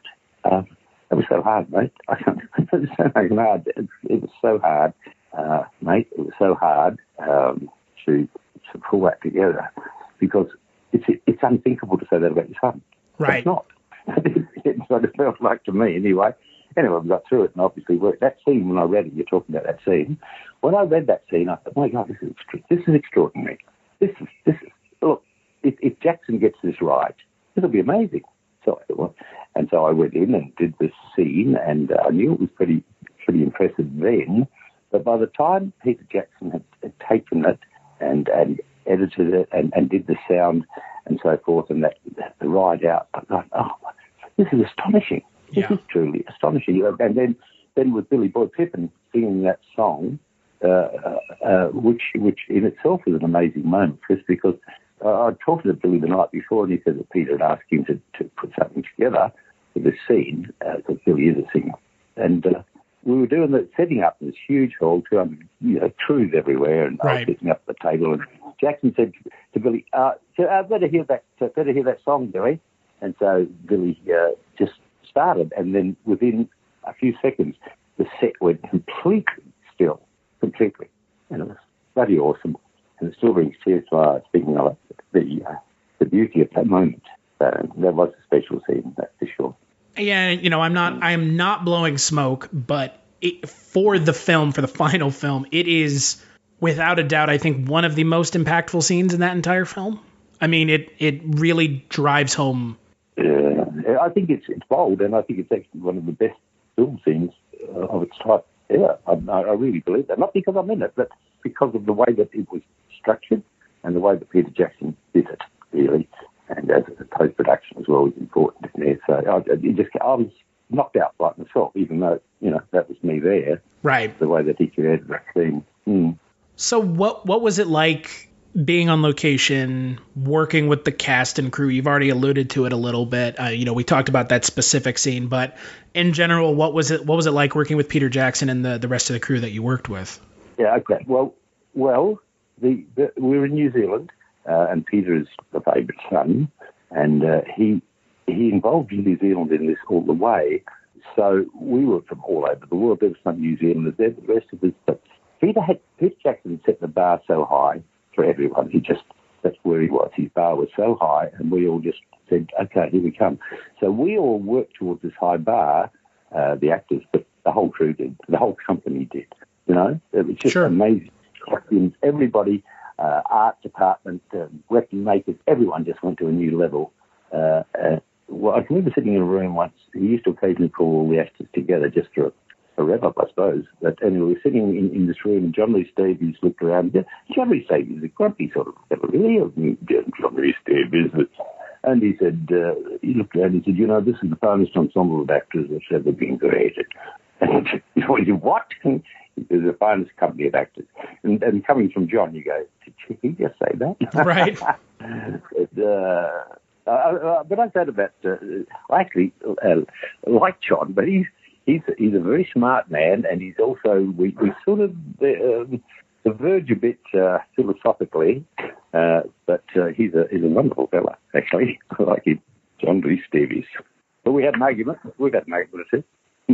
Sounds like from what I have heard, he sounds like a very interesting fellow. From all the kind of things I've heard about him.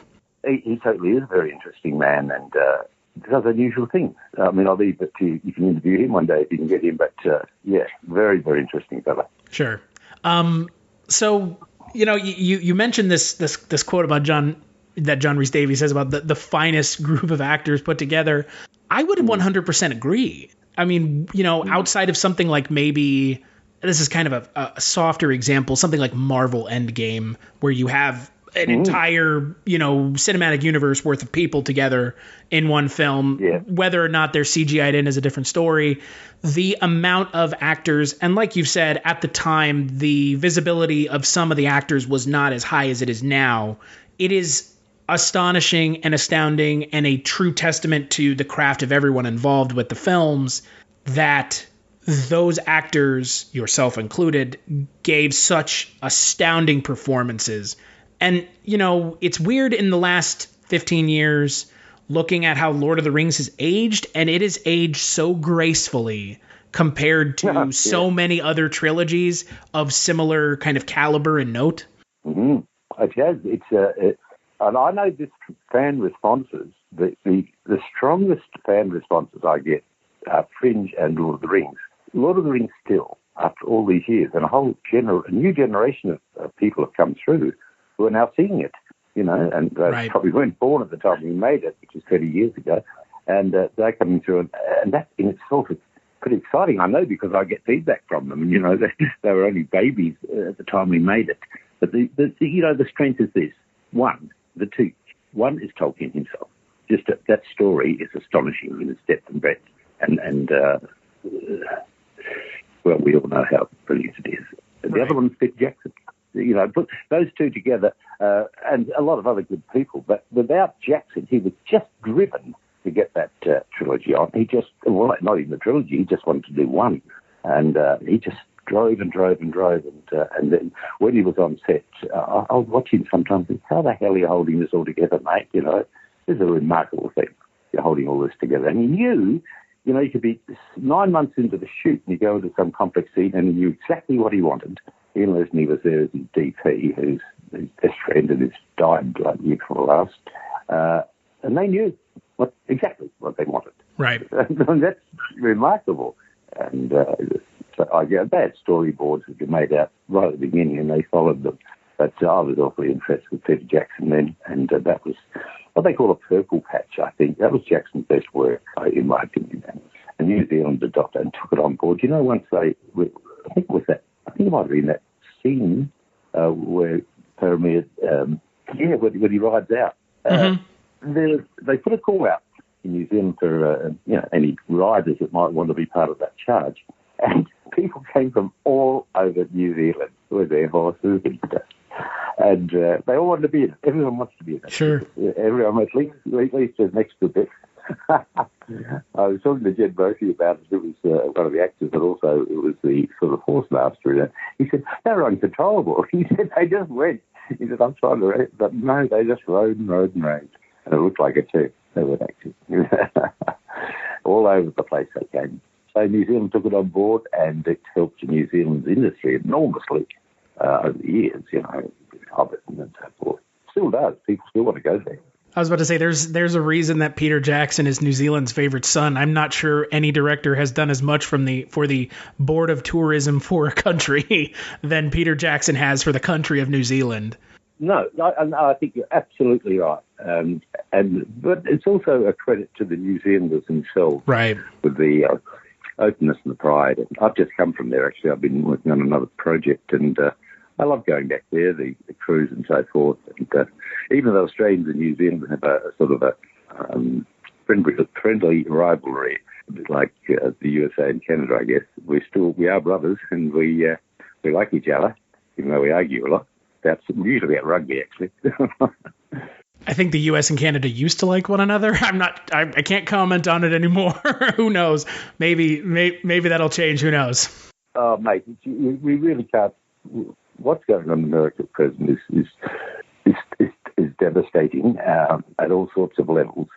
It will. Look, here's the thing. I believe it will survive. This is another bloody test. This is huge. It's frightened the hell out of me because I'm not worried about anything except the loss of democracy, which is precious. And and we're still going down the track with the president trying to undermine everything, even though he's no longer elected.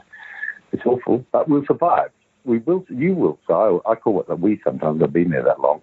We'll survive it and come out. But we'll have to pull together, and there'll be a lot more trouble first. But within 12 months, I think we'll see some big differences because the soft underbelly's been exposed so terribly at present. Well, and I'm curious because you've mentioned some memories that you have from set, and that one scene, we've talked about that scene, at length at this point, about the scene with you and Billy Boyd, and I'm curious because obviously your role in the second film ends up being part of the extended cut, which for anyone who's a fan of the series at this point, that's the only version of the film anybody watches anymore. Obviously, we didn't have the benefit of that in when the film first came out, The Two Towers.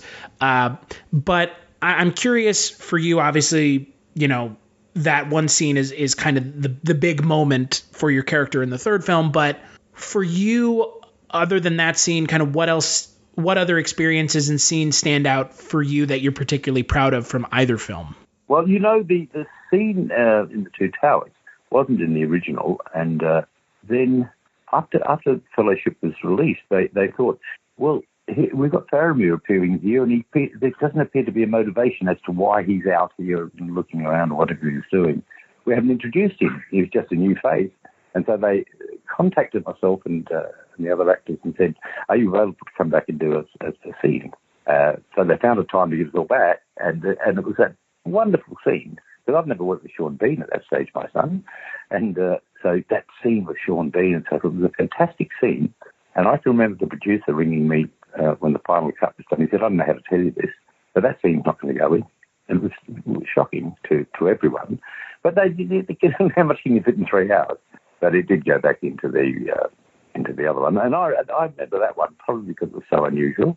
I always remember the first scene I did on it too, because I came in, I was the last principal in, so it was a bit nerve-wracking, and there I was with all of this heavy clobber on and stuff, and I was walking towards the burning place where they burn themselves, and the lines were, my first lines were, no tomb for Denethor Faramir, no long, slow sleep of death embalmed, we shall die like the heathen kings of old. I remember it well because it was a walking, talking scene, and it worked out well, you know. But also had this accent we were doing, the Gondorian accent, which was that, oh really, no, and the fantastic dialogue coaches on there, one of whom sadly died of COVID 4 months ago. But the accent apparently came about because Sean Bean was the first one to try it, but he has that North Country accent, which is where he's from. So there's no, came into it, and that became the accent we all went along with, that tomb for Denethor and Faramir. It was very interesting to hear it and to do it. And that was another example about the detail that went into it, you know. Everything was specialised. Wonderful stuff. So Sean Bean is to thank for the Gondorian accent, because he's the first Gondorian that we see in the entire film series. That's pretty great. Yeah, it is, and it works. Yeah, it has, like you said, it has to. Otherwise, it breaks continuity and the suspension of disbelief. Otherwise, it doesn't make any sense. That's right. Yeah. So that was good. Enjoyed that a lot. It's that attention to detail, right? It's just there's an attention to detail with the films that it's like, listening to you talk about it now, it's still like exhausting for me to listen to people talk about it, because it feels like I can't even imagine what that wait must have been like for yourself and for everyone else in the cast and crew being like, oh my God, what are we doing? This is an undertaking of undertakings. And we didn't know how it would go, because there was a lot of people who were doubting us. You know, a lot of the purists were saying you can't make a film without stuff it up, and even the Tolkien family were resisting us. But once it came out, everyone just said, hats off to Peter Jackson. So we didn't know that at the time we finished it. Sure. So I'll give you Chris, I'll give you an example of that detail. In that big throne room that we talked about, where the scene we were talking about, the cherry tomatoes and all that, I went to wander around there while I was waiting, and it was a huge space, and there was statues all around.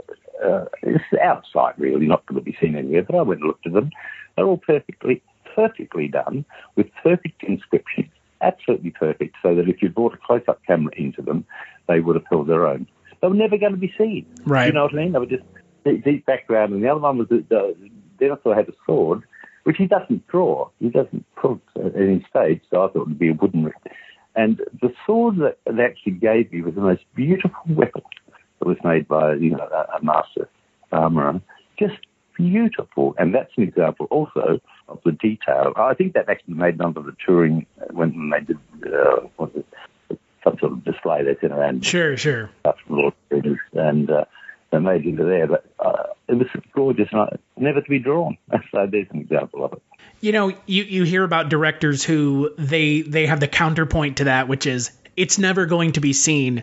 Why should I worry about it? And it is that sentiment that you're talking about with Peter Jackson. It feels like a bygone way of making film, and that attention to detail is something that, like you've been saying, it's such a unique thing, and it's such an exciting thing for someone to be like, yeah, here's your character's sword, which you will never use, but here you go. It's made by someone, and they spent God knows how long making it.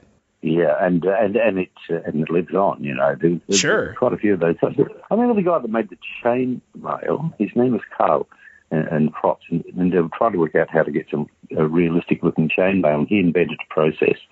And this process required him to be in a plastic see-through tent with all these dreadful fumes coming up as he was linking this together. And I said to someone at one stage, I said, whoever made this, I want to congratulate them. And they said, I'd love to hear from you. So I went and saw him.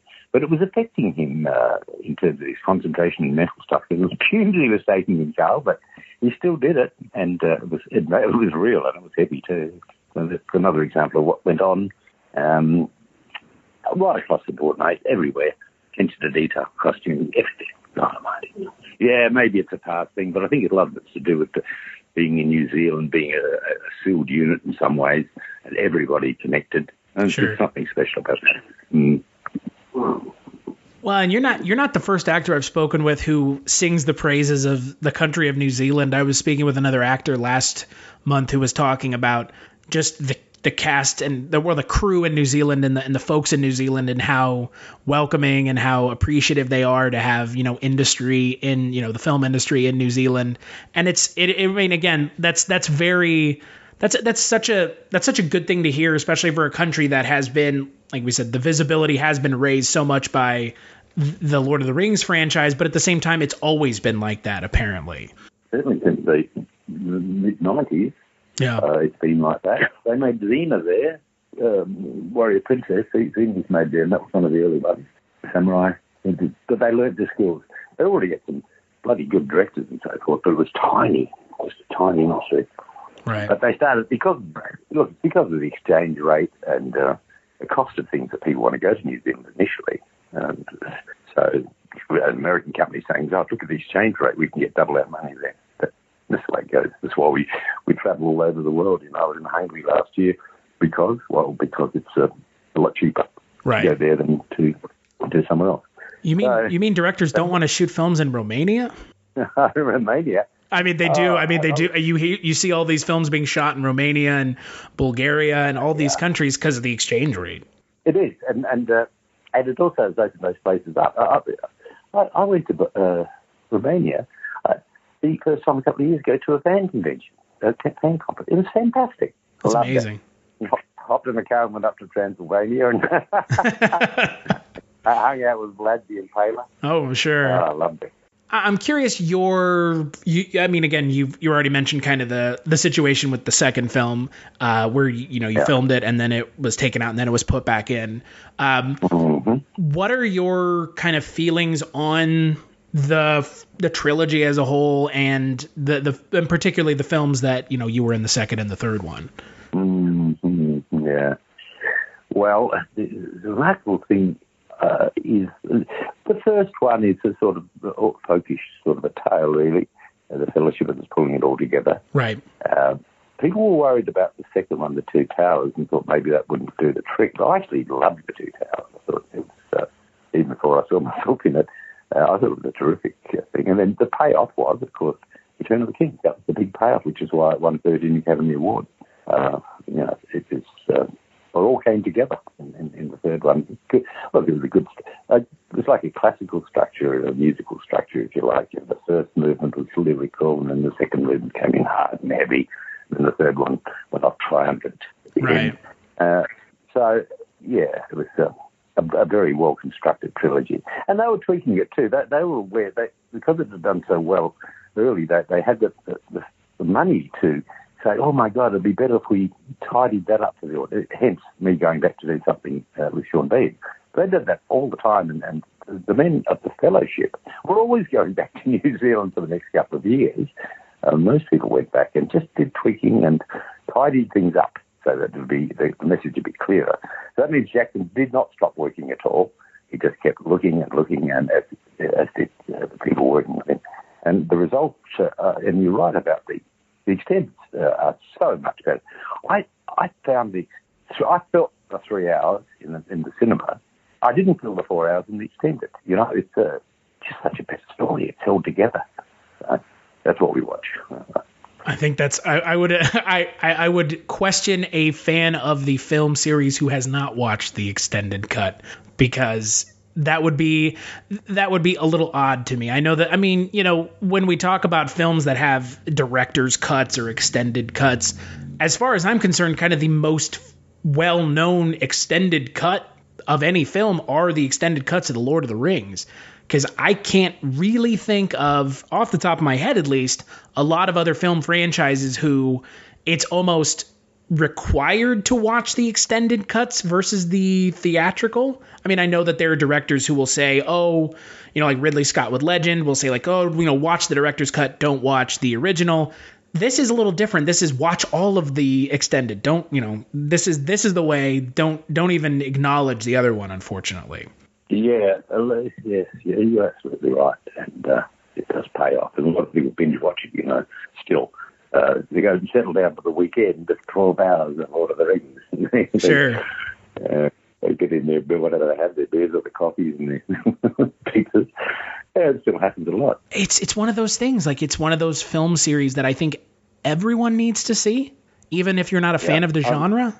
Doesn't matter. And the other thing about what Jackson did is he created stuff there with Weta. They created stuff that was it's still cutting edge. I mean, technically, special effects and so forth. And, Peter Jackson go to Richard and he'd say, oh, mate, I've got this scene. I can't get that impression that he's down there. What can you do? And he'd send them away, and they'd come back with a new piece of software or something or other, or a new idea and old tricks and new gags, always looking. And so he was exploring the whole time. And good enough people around him to Richard Taylor, who ran Weta, is an amazing guy, a lovely man. But they'll take it on board. Here we go. And something else would pop up. Plus a few of the wonderful old film tricks that I hadn't seen before. So there you go. There's a lot of them. There's a lot of them in Lord of the Rings, especially when it comes to the Hobbits. A lot of the old school film tricks, which I really appreciate. It was indeed that. Yes, well, all of the the miniatures and the what do they call it? The double C size doubles. Yeah. Oh, I don't even know, but we're all involved with that. So if I was doing a scene with Pippin, that the size of me you would see would be actually a giant that we had on stage. He would double me in that scene. We had what are called small people who are not dwarves, they're tiny people, lovely folks, and they would play. When I was doing the scene, they would play Billy Boyd. Right. So there was always this scaling going on. You have to reinforce it on both sides to make sure. It's funny. I'd not thought of that for a while. That's quite a part of it, really. All of that, false perspective and stuff. It's good. And what's funny is you look at something like another film franchise that has to use that trick, being like Harry Potter with the character of Hagrid, where it's weird because in Lord of the Rings you never notice it, like you're mentioning with your scenes with some of the Hobbits. You never notice that kind of the light peeking through the crack, as it were. But in something like Harry Potter, you do. And again, testament to the quality of filmmakers and cast and crew all coming together to make it as seamless as possible. Yep, absolutely. I agree with you. I'd forgotten myself until I just started to talk about it. That's right. Yeah. Yeah. So there's a fellow called Kieran Chow was the name of the fellow that I worked with most. Wonderful man. We've kept in contact. Well, I've lost contact in the last year or so. Hope he's all right. Anyway, go on. So, we've talked a little bit about kind of, you had mentioned people who weren't, I wouldn't say kids, but, because they're not kids anymore, which makes, me feel out of sorts. Because I think the original film came out in 2000.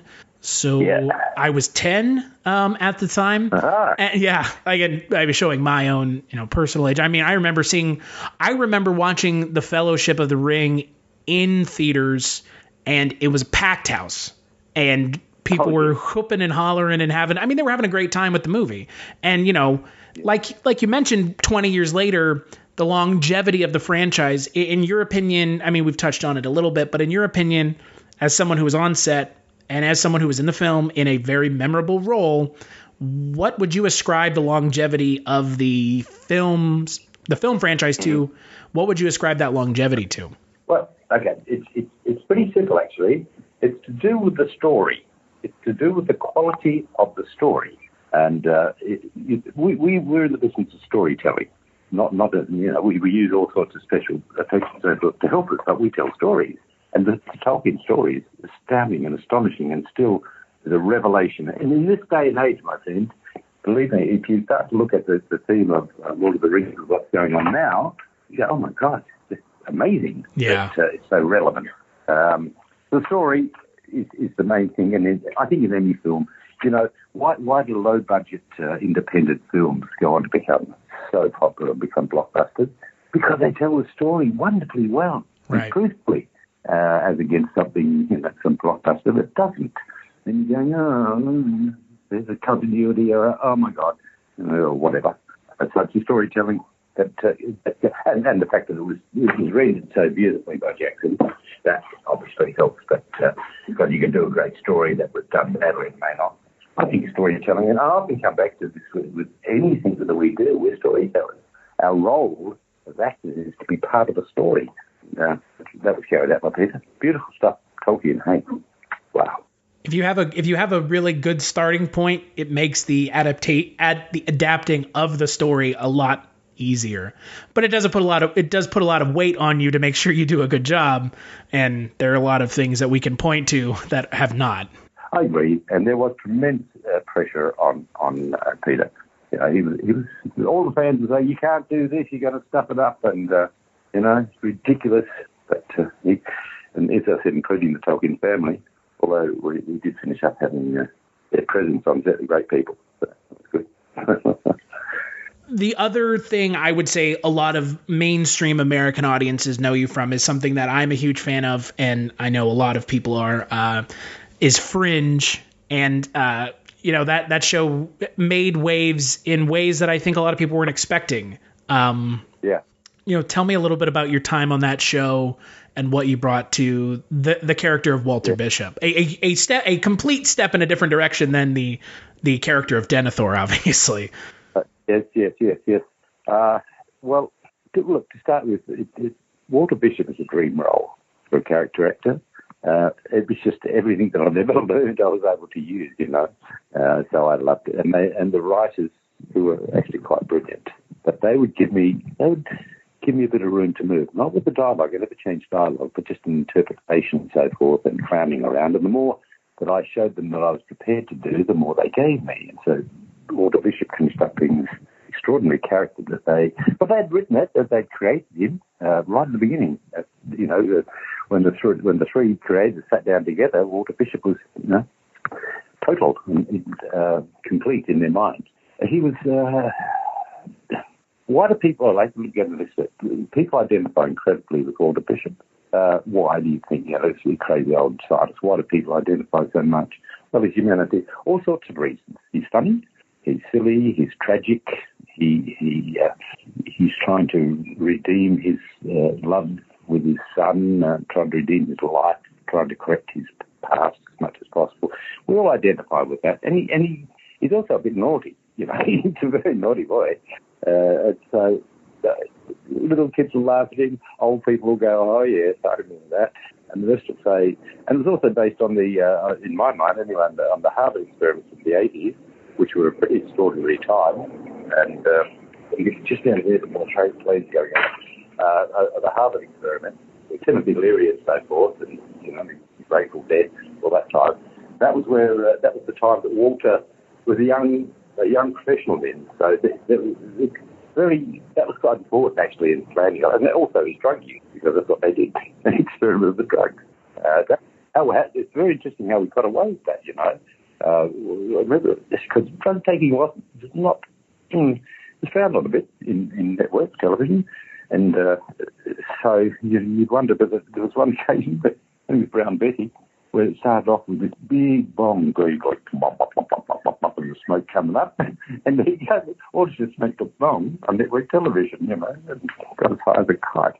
That was the sort of thing we did and went off into. But they used to do things like say, oh, you better go to the studio because you're going to have to sing the episode next. What do you mean you want to sing? Yeah, you've got to sing. So we'd all go and put down some tracks. That was for Brown Betty as well. Or you got to dance or something. I loved it. It was a gift. It was a gift to me. And you mentioned helping hone the character and really tuning into what made the character special. And, you know, like I said, I've read about how kind of involved you were in helping to continue to fine tune the character. How important was that to you as someone who is, there's a network television show, you're a, series regular. I mean, how important was it for you to make sure that role that you're in is as deep and as full as possible? Okay, there's a very good question because, you know, there's with stories, there's always an arc. Right. A big arc, and there's many arcs within the stories. And every scene has an arc, which is not often acknowledged. So what the writers were able to do is have a vision of the arc. And obviously it's flexible, it changes in time, but they were always conscious of and if they did something where there was an issue by some slip, they'll come up with something, and Walter would say something that he wouldn't because he clarified that 2 episodes ago. You go, what? Oh, sorry, right, yes, okay. So they were very ready to not have us doing sort of redundant dialogue and so forth. Similarly with the science, I used to say to them, because I'd read pretty widely on this the science, you know, I just said, look, Walter will do anything that's feasible within theoretical physics, anything, you know, and you know, we were dealing with all the universes and so forth, so commonplace now, but don't give him bad science to do. You know, some experiments that a year 10 kid would pick up on, and if you're going to do it, make sure he's really stoned when he does it. So they did, you know, I had to do a few silly ones, but I always managed to get away with them. But generally they said, no, we can make this feasible within science, and that satisfied me enormously. Put pressure on me because the dialogue was quite difficult to tell at the time, but I loved doing it. I just loved it because it was so truthful and so rich, and the relationships that were established to Jackson and Jackson, no, not Pete Jackson, Josh and the father-son with Josh Jackson and I, and a Tor and Jessica and Nicole, really good relationships which we sustained over 5 years, 5 seasons. That's a real tribute, I think, to the actors, but also to the writers. I would agree. I mean, Fringe is one of those shows, similarly to a show that's actually ending this evening, Supernatural, where it's... is it really? I'm shocked. I remember watching that show when it premiered 15 years ago. Oh my God. Yeah, it's one of those shows that's been kept alive by the fans, and I mean, Fringe was the same way. And you know, I love that about the fan base of shows like Supernatural and Fringe, because it resonates, like something about the show, and it's not something with Fringe, it's the relationships, it's the characters. It resonates so much with the audience that they want to see more, and they're so vocal about seeing more that they will raise hell to make sure that they see more. You know, they were when Fringe during its major run, it did okay, but it was never a big hit. So there was doubts about getting a fifth season, and there was just tossing up, and the fans got wind of it. This is the early days of social media, by the way. Sure. And they ripped into Fox. They ripped into them and said, you can't do this, and really put pressure on them. And Fox loved the show anyway. They said, oh, okay, then we'll give you another one. But it was the fans who said, no, we love this. And that's gone on now. And it's still all the time people are watching it. And I know this because of the feedback I get. Are still watching the show now. It's one show that they said it's one show that we can all watch as a family, from the little ones through to the grandmas, so everyone found something in it for them. That's quite a tribute, I think, to the show. I would agree. Yeah. It's like kind of like Lord of the Rings in a way. Anything that kind of bridges the gap between the younger and the older generation is I mean, it's something that really needs to be venerated for being able to do so, because there's so much in entertainment now that feels more like for a specific audience and less for everyone. And I know that there's something to be said for both of those things, but being able to do both and still be entertaining. Yeah, it's very transactional, a lot of it, to use the term that I use about the president. It's short term to fixes, but those stories are huge, and they transverse. They get beyond that, as you said. They'll travel as long as people watch television. You'll find something in them. They won't age particularly. Well, Lord of the Rings already aged. But Fringe, like ages. It is what it is. You know, I suppose. You know, I don't even know if our costumes will age. You know what I mean? Right. Well, and it is in now a pantheon of shows like the X-Files, like Supernatural, that all scratch the same itch, and that's not a bad group of shows to be part of, because those are three of them. You know, Fringe, X-Files, and Supernatural are three of some of the most successful science fiction television shows of all time, outside of Star Trek. All time, they're extraordinary. So, yeah, I'm very happy to be in that company, I must say. Fringes sit quite comfortably in there. Because they're all different, though. They say, oh, this is a new X-Files. No, it's not. It was different. Right. I think that turned a lot of people off, too, unfortunately, because it's not the X-Files. Yep. Yeah, initially, anyway. Yeah. Yeah. So, yeah. So, anyway, it is what it is, and has been that I know the fandom. Because as I say, I get stuff from fans all the time, and they love it. They love it. They still ask me specific questions, and Lord of the Rings, they always want to eat a tomato or something or other. This year has been, because of COVID, unfortunately, it's been rather devoid of new entertainment. So the things that did come out, like The Boys, which is a fantastic show, got even more eyes on it because there's less things for everyone to collectively watch and talk about. Yeah. God, a number of people saw that. It's amazing. Yeah. I only did the one. But the amount of feedback I've had from The Boys is astonishing. As you said, it's become one of the shows to watch. Oh yeah. And I also did The Hunt last year. That was on the Ficino the year before. Right. That was another one that came out last year, I think. But I had, and I can't tell you the name of this one. I'm working on another one in New Zealand that we had to stop. So we've just I've gone back and completed my stuff on that, and I'm not allowed to say anything about what it is, but it'll be right up our alley, I can assure you, when the time comes. But it was good going back there and doing that. But it was kind of crazy because I was in New Zealand, and then they wanted me to do The Boys, and so I flew back. I had to do a one-night gig with this Austin Opera, and then went up to Toronto, did that thing, and I was due to fly back to New Zealand the next week, and then someone had an accident. They said, we'll hold it for a while, and then, of course, COVID happened, so that'll be at least, but it'll be big when it is. It's a Netflix thing.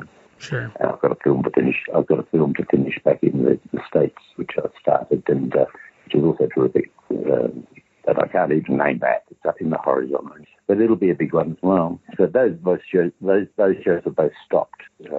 Fortunately, I do some voiceover work and voice a character in an animated show. So I was able to do that despite COVID. Sure.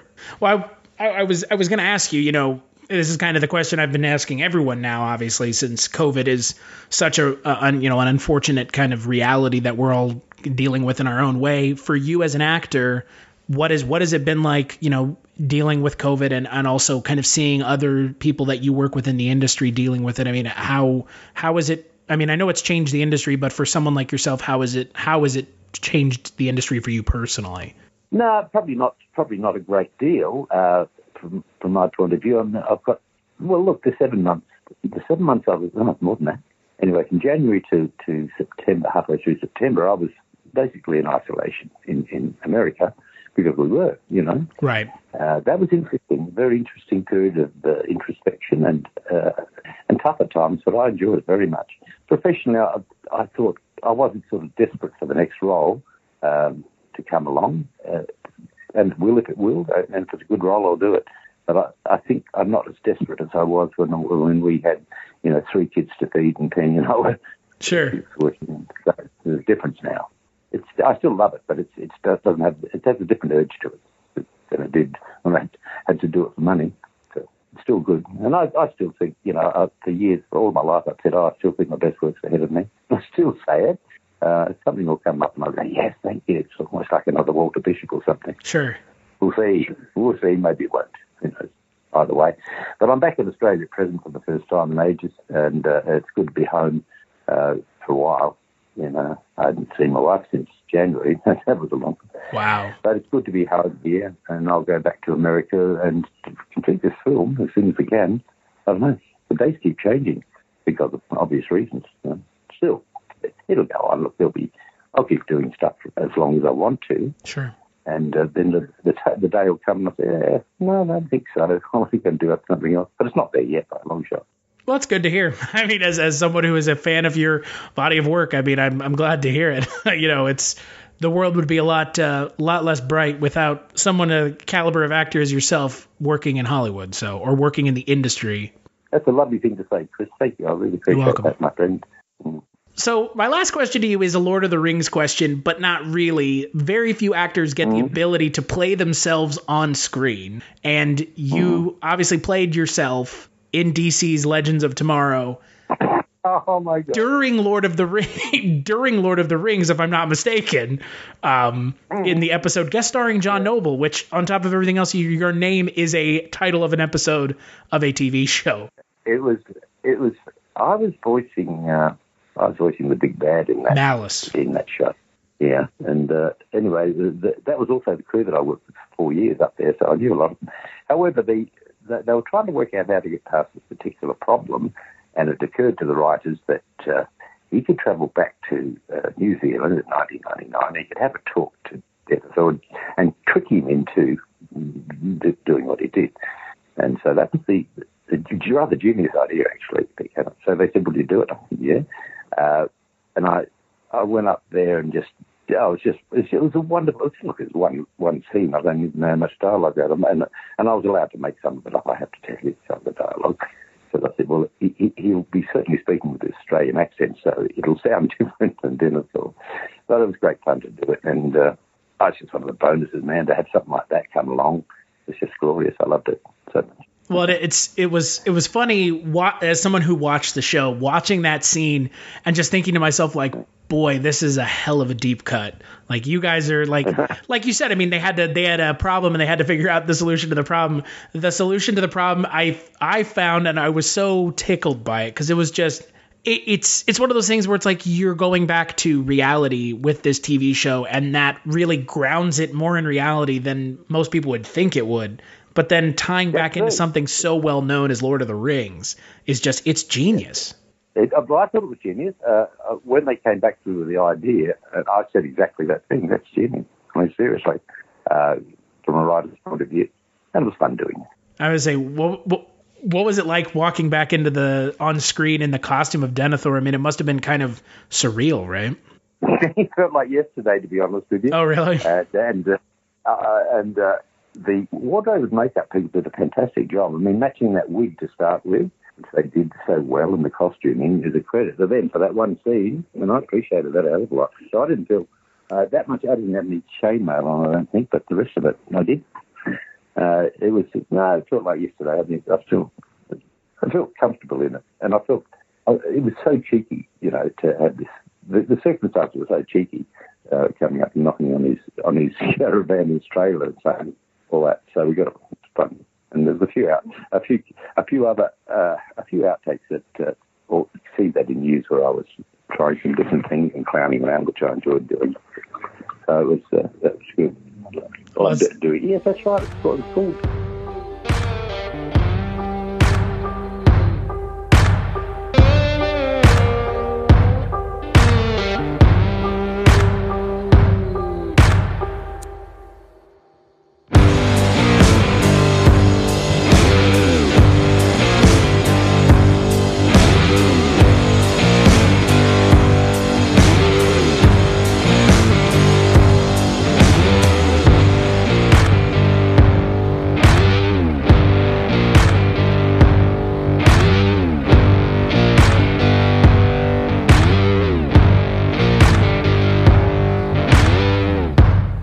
So, big thanks to John Noble for sitting down and talking with me about Lord of the Rings and everything else under the sun.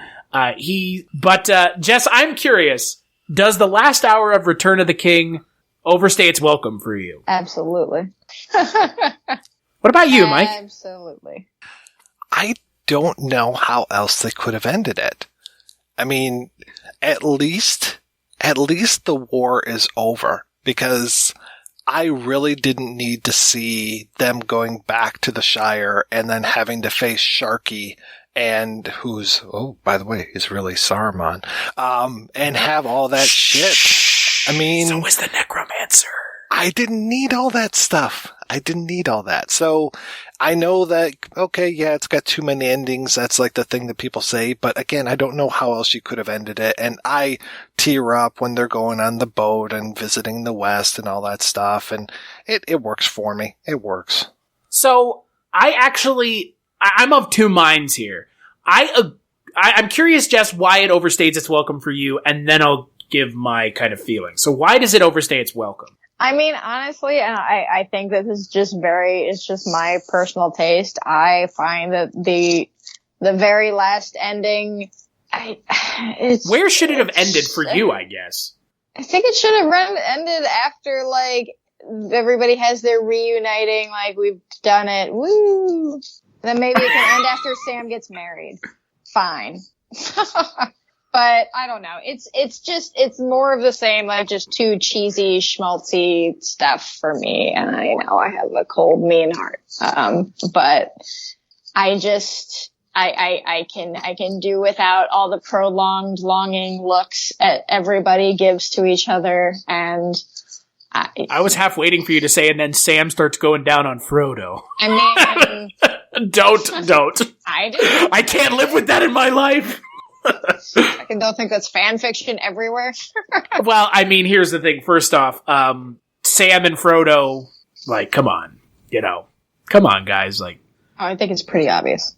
Yeah, I mean, yeah, Sam gets married at the end, but he's awfully sad that Frodo leaves. Yeah. And look, here's the thing. Homoeroticism and homosexual undertones aside, the friendship that Sam and Frodo have is the kind of friendship that anyone would hope to have with their best friend, right? I mean, that's the friendship you hope you have with one of your best friends, where they are ride or die until the end, till the last moment. So, it is a little wink, wink. Him, like, staring at me longingly and calling me, like, Miss Jess, I'm out. Well, he is Frodo's gardener, technically. I guess. I think Jess does unrequited male love make you uncomfortable? No, not at all. I know, I'm just being facetious. Of emotion does. I will say I completely understand where you're coming from, Jess, when it comes to the kind of more saccharine, quote-unquote, moments of the finale.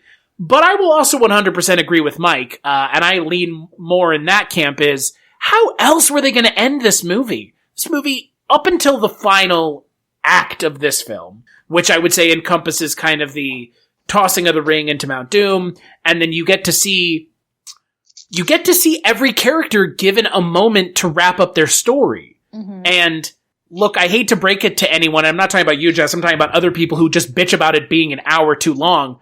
There are like fucking 14 characters at least in this movie. What did you want? Because you know what happens if you don't give every character a wrap up. Is then you have some shithead in the, on the internet going, well, what about Gimli? He didn't get an ending. And it's like, oh, okay, well, fuck you then. So but you see, can't. None of that is my problem. It's just the boat stuff. What boat stuff? It's just the boat stuff. Where they're sitting at the boat. Where they just go off to the boat. But like, what's wrong with that? How else do they tell that story? I think you just don't like. I don't think you like schmaltz. I don't. I mean, hey, it's fine. I mean, I get it. I do not like schmaltz. What? I mean, I get it. How many movies on here that I have liked have been schmaltzy? None. No, I completely get it. And I mean, again, I don't think, Mike, you're going to disagree with me. The last 45 minutes of this movie are pretty, like, heavy-handed with the emotion. Mm-hmm. But here's the thing. I don't just, like, I'm not assuming anything. But if you didn't get emotionally invested in some of these characters, it's going to be kind of hard for them to appeal to you at the end, right? I mean, yeah, I guess. Yeah. So, like, I get it. I mean, look, I understand. It's very much in the way that it's shot, the way that it's presented, the music. It's very ethereal and dreamlike. It's just all just so orchestrated and feels very intentional, and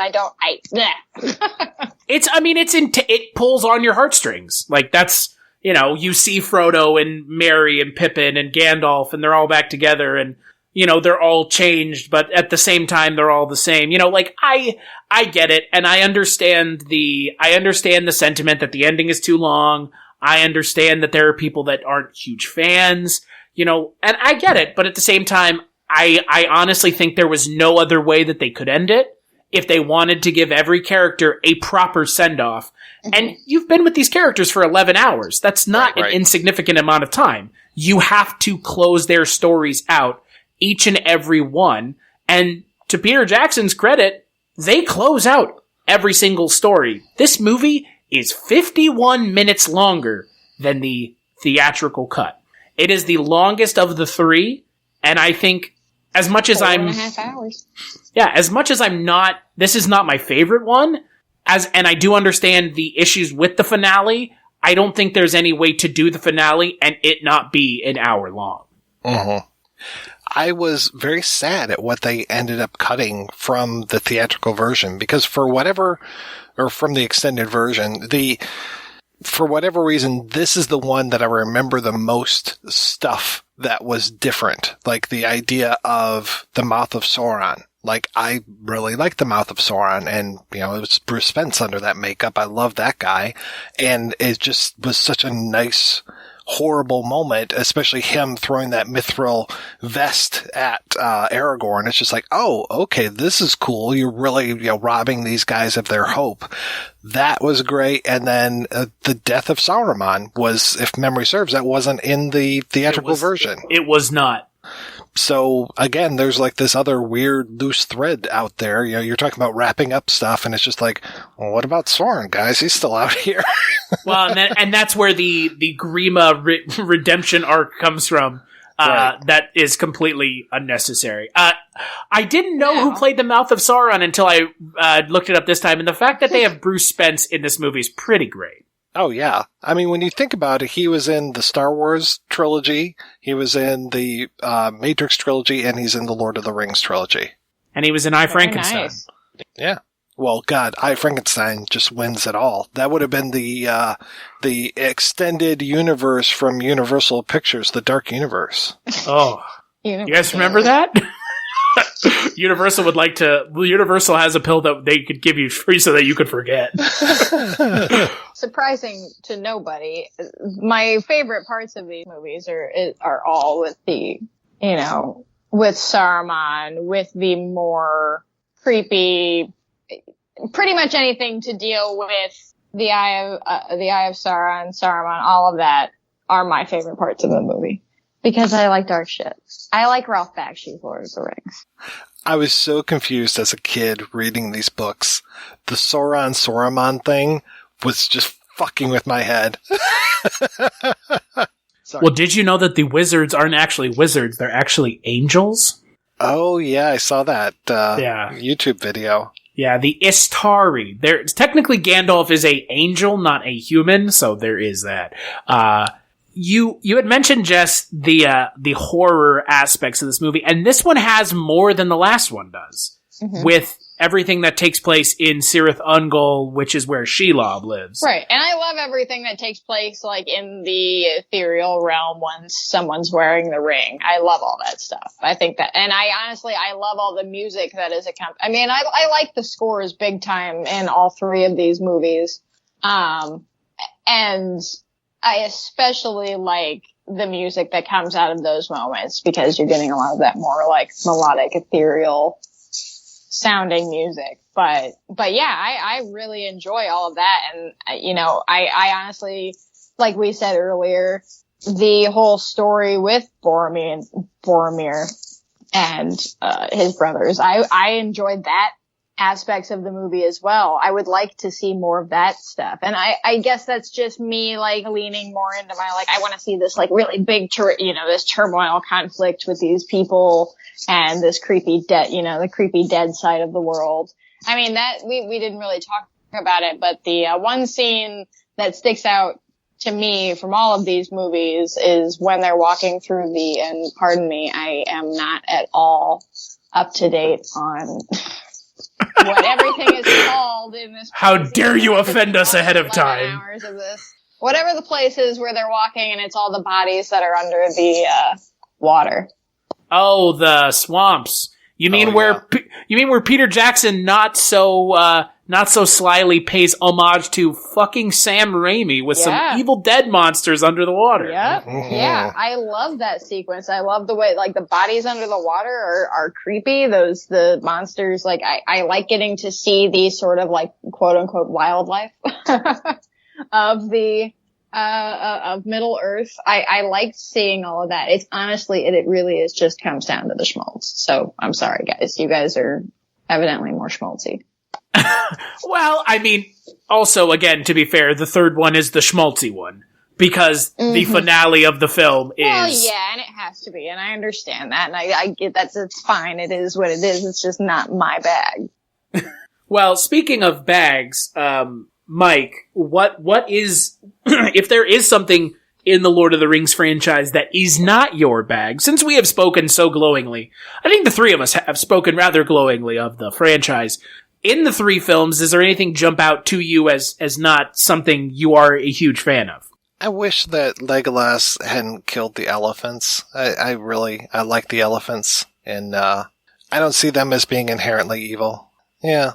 All of the horses and elephants and various other creatures that were being ridden into battle. Yeah. Yeah. And the CG around that point is probably some of the weaker stuff when he's like basically turns into a superhero at that point. But I was noticing how they were trying to integrate real footage of him into there. So I was like, all right, this works for what it is. I mean, how else are you going to get him to go up a 40-story or 4-story elephant or olifant? Yeah, if it were 40 stories, it'd be like, oh, it's real over now. Yeah. There goes Minas Tirith. I will say, the battle at Minas Tirith, it's not as good. Mm-mm. Right? I mean, it's not supposed to be, obviously. Right. It's Pippin and Gandalf kind of just... That, the fight at Minas Tirith is, in my opinion, kind of what we see Jackson doing in the Hobbit films. Well, it goes on for a long time, and it's got several stages to it. So, like, when they're lobbing the heads over the wall, I was like, oh, that's pretty badass. But then, like, once the Rohirrim show up and stuff, it's just like, okay. And then it goes into the dead stuff, and then, like, I do like the No Man Can Kill Me, all of those things with Éomer and stuff, but I'm not sure why she had to die at the end of the movie. I kind of wish she hadn't, but when I was a kid, I literally just skipped past all those parts. Wait, who dies at the end? Éomer?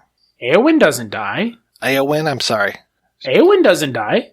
The Miranda Otto character? No, she marries Faramir. Yeah, she dies for a minute and then they bring her back, and I didn't understand that. Oh, they brought her back? because she has that scene with Faramir after. Oh, where wow. It's like immediately after. Wow. The handling, the issue, if you want to talk about issues that I have, is the handling of the female characters in Lord of the Rings. Look, I know this was written at a time when, and look, men still have a hard time writing female characters. That's an understatement. It's unfortunate because, I mean, I as you know, Mike, and some of our some of our listeners may not know, the love story between Arwen and Aragorn is actually in the appendices. It's not part of the actual narrative of the story. And, they handle... We need that romance. Well, yeah. Well, they actually did that for that sole reason, to try to bring female viewers into the film.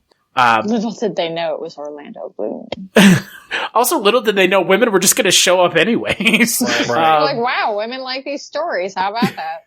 Yeah. Wow. The handling of Éowyn's character is a little weird because she is clearly lusting for Aragorn, and then he kind of lets her down, sort of, and as best as he can. And then her character kills the Witch King, and then she meets Faramir when they're both healing up after he almost dies thanks to his father, and she almost dies while fighting the Witch King. And it's like one scene, and we're led to believe that that's like the beginning of some budding romance. Mm-hmm. And it's like, you put all this time and effort into this character, and she doesn't get an actual ending. And that's a shame, because Miranda Otto as Éowyn is really good. She's actually a really well-written character. She's not given enough time, but outside of the kind of weird love for Aragorn, she's a very well-written character. She gives a shit about the hobbits. She gives a shit about her father. She's not her father, but essentially her father. It's a shame, because the female characters are rather one-dimensional. No, yeah, absolutely. Especially Arwen. I mean, there's Gladriel, but... Well, Galadriel has a weird role, right? Because she's in the first movie for like 5 minutes. And she's there essentially to be tempted by the ring. Uh-huh. And that's it. It's kind of like to be all like telepathy lady. Right. It's also, And another... because she can't watch. Well, Kate Blanchett. The biggest issue I have with the Lord of the Rings series is the treatment of Gollum in the third film. He fucking disappears. Yeah, he absolutely does. Well, until the first end. Well, first end. Until we get to the main, goal of the movie. It was just a shame because Gollum is such a big part of the second film. And then for him to be, not part of the third film as much, when the intro scene of this film is the Gollum prequel that nobody asked for, but yet makes him a sympathetic character. Mm-hmm. I guess. I don't know. I don't think so. I think that he, it seemed like they were too... Okay, so is he a hobbit or is he not a hobbit? He's like a hobbit. Yeah, he's similar race, but not a river folk. Yeah, river folk. So I don't think the river folk were short like the hobbits are. Right.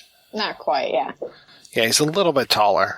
I mean, he did just straight up murder his friend. And also, here's the thing: I don't like that he does the voice when he's in his normal form. I wish that would have been something that had gotten kind of more degraded over time. Rather the than Gollum voice does. Yeah, it's the Smeagol. I get it. Yeah.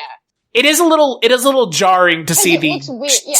Yeah. Because it's very obviously it's that voice, and then when it comes out of him as his more human-like form, it just is ooh, that's, I feel like it should be maybe a couple octaves lower, and then kind of get more maddening as he gets more obsessed. Well, and then another thing that always irks me, I don't know if it irked y'all, was the Gollum transformation is oddly terrible, prosthetics.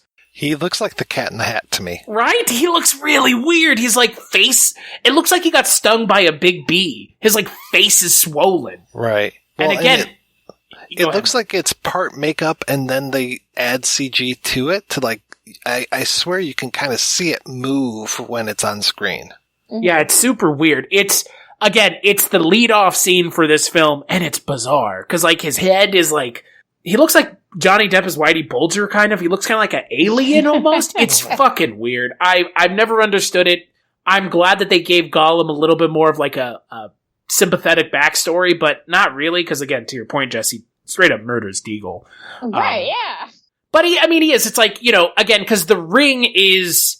the thing that bums me about the movies don't do a good enough job of telling you how big of a problem the ring is of in and of itself. I think it is dependent on the person. The more, willpower, the more, however people want to classify as being a more in control person, whatever you are, elf, orc, whatever. If you're more in control of that, I think you're more able to pass the ring test, which is why I argue that Smeagol was not inherently a good person, because I think that he was extremely easily corruptible, and I think that that's inherent in him. Yeah, but he still led Sam and Frodo almost all the way to Mount Doom. But to what was his specific goal? Well, that's what that's what we never know, right? Because we don't get to see Gollum with them past Sheila, because that's kind of to get the ring back. Well, that's Gollum. Well, that's Gollum. That's the thing. In Return of the King, it seems like the Smeagol side of Gollum leaves, and that is inherently less interesting. Because, you were mentioning, Mike, that scene in Two Towers where you have this internal struggle made external. And that is so interesting because it's so well done. And in this film, it's, nope, I'm Gollum, I'm a bad guy, and I'm treated as a villain. And I think that that's a failing of this movie because there is some of that internal struggle still left to be mined. And instead of mining it, they just go, he's Gollum now, treat him like a villain. And it's unfortunate because, as we've seen in Two Towers, while he does commit a deplorable act in killing his cousin, he still is leading Sam and Frodo to Mount Doom. Yes, to your point, Jess, he does want the ring back, But at the same time, that internal struggle inside of him is there, and all of a sudden in Return to the King, it's gone. And that's a shame. Yeah, because they just needed like a villain to be in that role and to give some kind of like one last challenge to Frodo. Well, it's weird. They gave like in this film versus Two Towers, they gave every character in this film, at least the character groups, they gave them their own like mini villain. Because you have Denethor, who's clearly the villain of that story. You have, I guess for Aragorn, it would be the main evil, or I guess you could say it is the King of the Dead.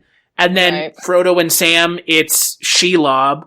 So it's weird that in this film they kind of give everybody a secondary villain to go after, because in the second film it was all kind of just leading towards a direction as opposed to towards a specific villain encounter.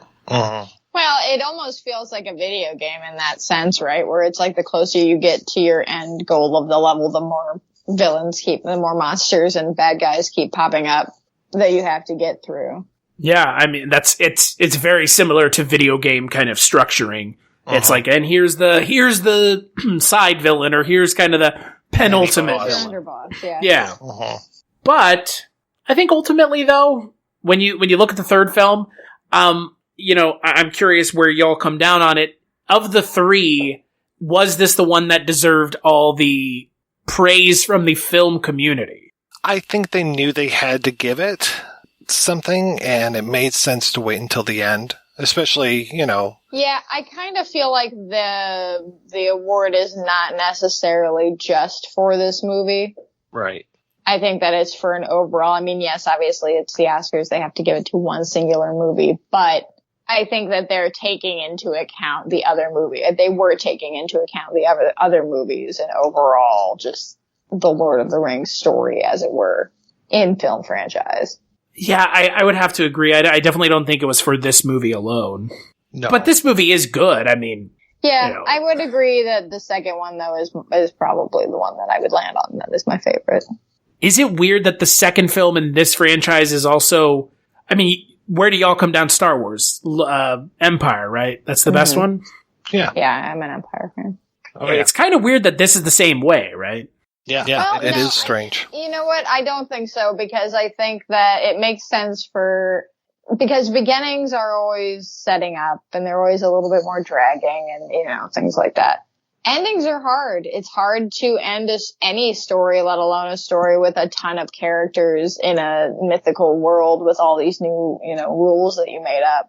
And I think that the second one is sort of like the porridge that Goldilocks picks, where you just kind of get to have fun in the story and just be in the story, because you're not setting anything up really, and you're not trying to end anything. You're just in it. Yeah, I think, for at least the second film in this series, it feels less like, boom, and we gotta hit this note, and we gotta hit this note, and we have to hit this note. The first movie and the third movie feel very much, especially the third movie with the ending, it's like, we need to hit every single one of these notes.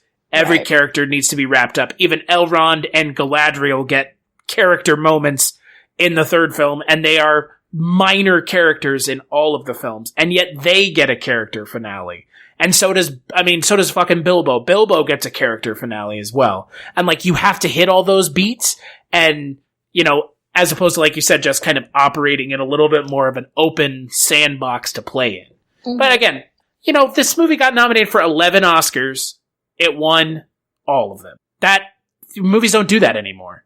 I'm not saying that it's some great achievement, but it's a fucking genre film winning the highest prize in film. That never happens in and of itself. Like a Lord of the Rings film, a film with goblins and orcs and magic, won the Best Picture. Well, okay, but what were the movies? So it was nominated up against Lost in Translation, Master and Commander, Mystic River, and Seabiscuit. Okay, yeah, that sounds about right. To be fair, though, Mystic River or Lost in Translation would have won if Lord of the Rings hadn't been there, because those are pretty Oscar-baity movies. I like Mystic. I did not like Lost in Translation. I did not like it either. I did not watch Mystic River because I read the book, and it was just like... had somebody just come along and just punched me right in the crotch, it would have been about the same feeling. That's fair. And Seabiscuit is boring. And so is Master and Commander. Yep. To answer your question from before, Jess, this is the same year that Johnny Depp is nominated for Curse of the Black Pearl. So, the Lord of the Rings movies and those adventure movies of the early 2000s. Yeah, they those two movies, Lord of the Rings must have come out the same year as the first Pirates of the Caribbean movie. So, well, they were making them for a long time because, like I said, I want to say that Aren't they? the Lord of the Rings movies. Oh, I thought you said Pirates movies. No, I'm saying pre-production and production took a long time for that because I want to say I saw that little teaser in like 99. So, and for Lord of the Rings? Yeah, and that's after they were already filming stuff. Can you imagine the pre-prod on this? I mean, when we just talked about the Frighteners, was the Frighteners? Because that was what, 96? 96, yeah. And then the first one of these comes out in 2001. So that's 5 years between those two. And according to Grant Major, I mean, they pretty much rolled right from the Frighteners right onto Lord of the Rings. He was saying that Jackson wouldn't say what movie it was, though he did say at one point, he actually said that it was The Hobbit. And then eventually revealed it was Lord of the Rings. Yeah, and then you have Harvey Weinstein essentially saying either make it a one movie franchise or we'll fucking fire you to Peter Jackson. And Peter Jackson's like, fuck you, you're not going to fire me. I'm so glad that New Line got it and not Miramax. Yeah, me too, because, I mean, anytime I watch these movies and I see Bob Shaye's name on them, it makes me laugh so fucking hard. Given that they were essentially on death's door and then, he mortgaged his goddamn house to make Nightmare on Elm Street. Yeah. And then we have Lord of the Rings. There you go. Yeah. But before we close this out, Jess mentioned it a little bit. I think we would be remiss if we also didn't mention Howard Shore, his work on these three films. Oh, God. Well, that was Mother of God. Sorry to kind of take us off track a little, but it is important to this. Everybody... there are themes, there are musical motifs that run through this. I love the Ring theme. I do too. Sauron's theme. I love like the Hobbit's theme, all of these things. And when they play off of each other, it's all beautiful. And then you watch those Hobbit movies and they just kind of like pick tracks and throw them under things. And it's like, wait a second. That isn't the right theme that you're using in this particular scene. It's just like this grab bag of music as opposed to like how careful they were in orchestrating the Lord of the Rings. And when that music comes up at the beginning of especially like the Two Towers and it's just that Ring theme to it, it's just like, oh, this is great. And I love it. I love his music for these. I like Howard Shore a lot in general. Oh, God. Yeah. The amount of leitmotifs in this film it's insane. I was reading, Wikipedia claims 85 to 110 leitmotifs, which is, a lot. That's more than all of the Star Wars series has, which is nuts. So leitmotifs, if you don't know, are like what you guys are talking about, these like short themes, right? These kind of like themes that you can throw in, like in Harry Potter, they have Harry's theme and Ron's theme and Hermione's theme. In in Lord of the Rings, every character has one. And it's amazing, like you said, Mike, the Ring theme is the Ring theme, and I guess what they would call it just kind of the main theme. The kind of I would call it Frodo's theme, but it's not. It's the thing from Lord of the Rings that you all have heard of. It's Concerning Hobbits is what it's called, is the piece. And I would put it up there with any of the stuff that John Williams has done. In how good it is. Because it's, oh my God, like you guys said, it's just, everything comes together to make these movies as good as they are. And could John Williams have worked on this film? Sure. Would he have brought as much to it as Howard Shore? Probably. Right. No, it would have sounded, John Williams is John Williams, and obviously credit due where credit is due, but he's getting really samey. Yeah. It would have been kind of a retread, in my opinion, had John Williams magically done the score for this. It would have sounded a little Raiders of the Lost Ark-ish. The Ark had its own theme. It would have been very similar to the Rings theme. Battle scenes would have sounded like something out of, Star Wars or Raiders. So yeah, I appreciate what Howard Shore did, and it was so different than the other things that he had done at that time. And yet it all works. And that's a good thing. And you read kind of some of the opinions of Christopher Tolkien has come out and said that he doesn't like the retelling of the story. And you've had people come out and say that this is not accurate to the books. And look, I, as someone who has watched many a thing that I love in literary form being butchered and beaten into a pulp and then put back together as a hamburger and said, "Oh, this is Wagyu beef. This is delicious." It's like, no, it's not. You're fucking lying to me. I will say that as someone who has read the books, I don't have a very strong opinion on the books. It does a good enough job that it's its own thing. Like, I don't really hold it against the film that it makes changes, because as far as I'm concerned, the changes work, and it's a goddamn achievement technically and from storytelling, and Peter Jackson should have left it at that and never made The Hobbit. Yeah. Go ahead, produce The Hobbit, let Guillermo del Toro direct the 2 movies that you're going to do. Don't break it into 3. I would have loved to have seen what Guillermo del Toro could have done with that. And I wonder what parts of his script get used, because he does still have script credit on, I think, at least the first 2. Mm-hmm. I know he does on the first one. And yeah, I agree with you. It is kind of weird taking a step back over, almost 20 years later and looking at this franchise, because in 2003, none of us knew that we were eventually going to get the Hobbit films. Mm-hmm. And I don't think Peter Jackson, frankly, realized that he was going to be the one doing it. I think he kind of left. If everything is to be believed, they wanted to make the Hobbit first, and then they said, nah, let's do Lord of the Rings. And then Guillermo came along, and then it just never went anywhere. And it's such a fucking shame. Yeah. Such a shame. It's one of those great might have beens. Yeah. But you know what? In regards to at least the casting for the main character to the one that we see in this film, Martin Freeman does a good enough job as Bilbo Baggins. Yeah. I mean, I like Martin. Uh-huh. He's great. I only saw the first Hobbit movie, so. And it would be unfortunate if we never got to see Sylvester McCoy's Radagast, who's like one of the best parts of those movies. Yeah, so, I agree. But yeah, it is a shame, because again, it's a little Lucas-y, going back and kind of making your own thing and fixing the story and adding. It's like we just don't need it. It stands on its own, man. So what would you give the franchise, Mike, the 3 films, out of 5? Oh, I'd give it a 5 out of 5. This is one that I go back to very often. If it's on TV, we'll generally flip it on. And going back and watching all 3 movies back to back, I mean, that's something that we do, I can't say annually, but at least every other year we'll get together and watch all 3 movies back to back for a day. What about you, Jess? I would probably give it 4.5 out of 5, just because I don't absolutely love it, but I can't. I mean, yeah, they're great movies. Technically, story-wise, everything goes together. Acting, everything's great. So yeah, 4.5 out of 5. Yeah, I'm with both of you. I mean, I understand where you're coming from, Jess, but at the same time, I'm with Mike. I'm going to have to give it a 5.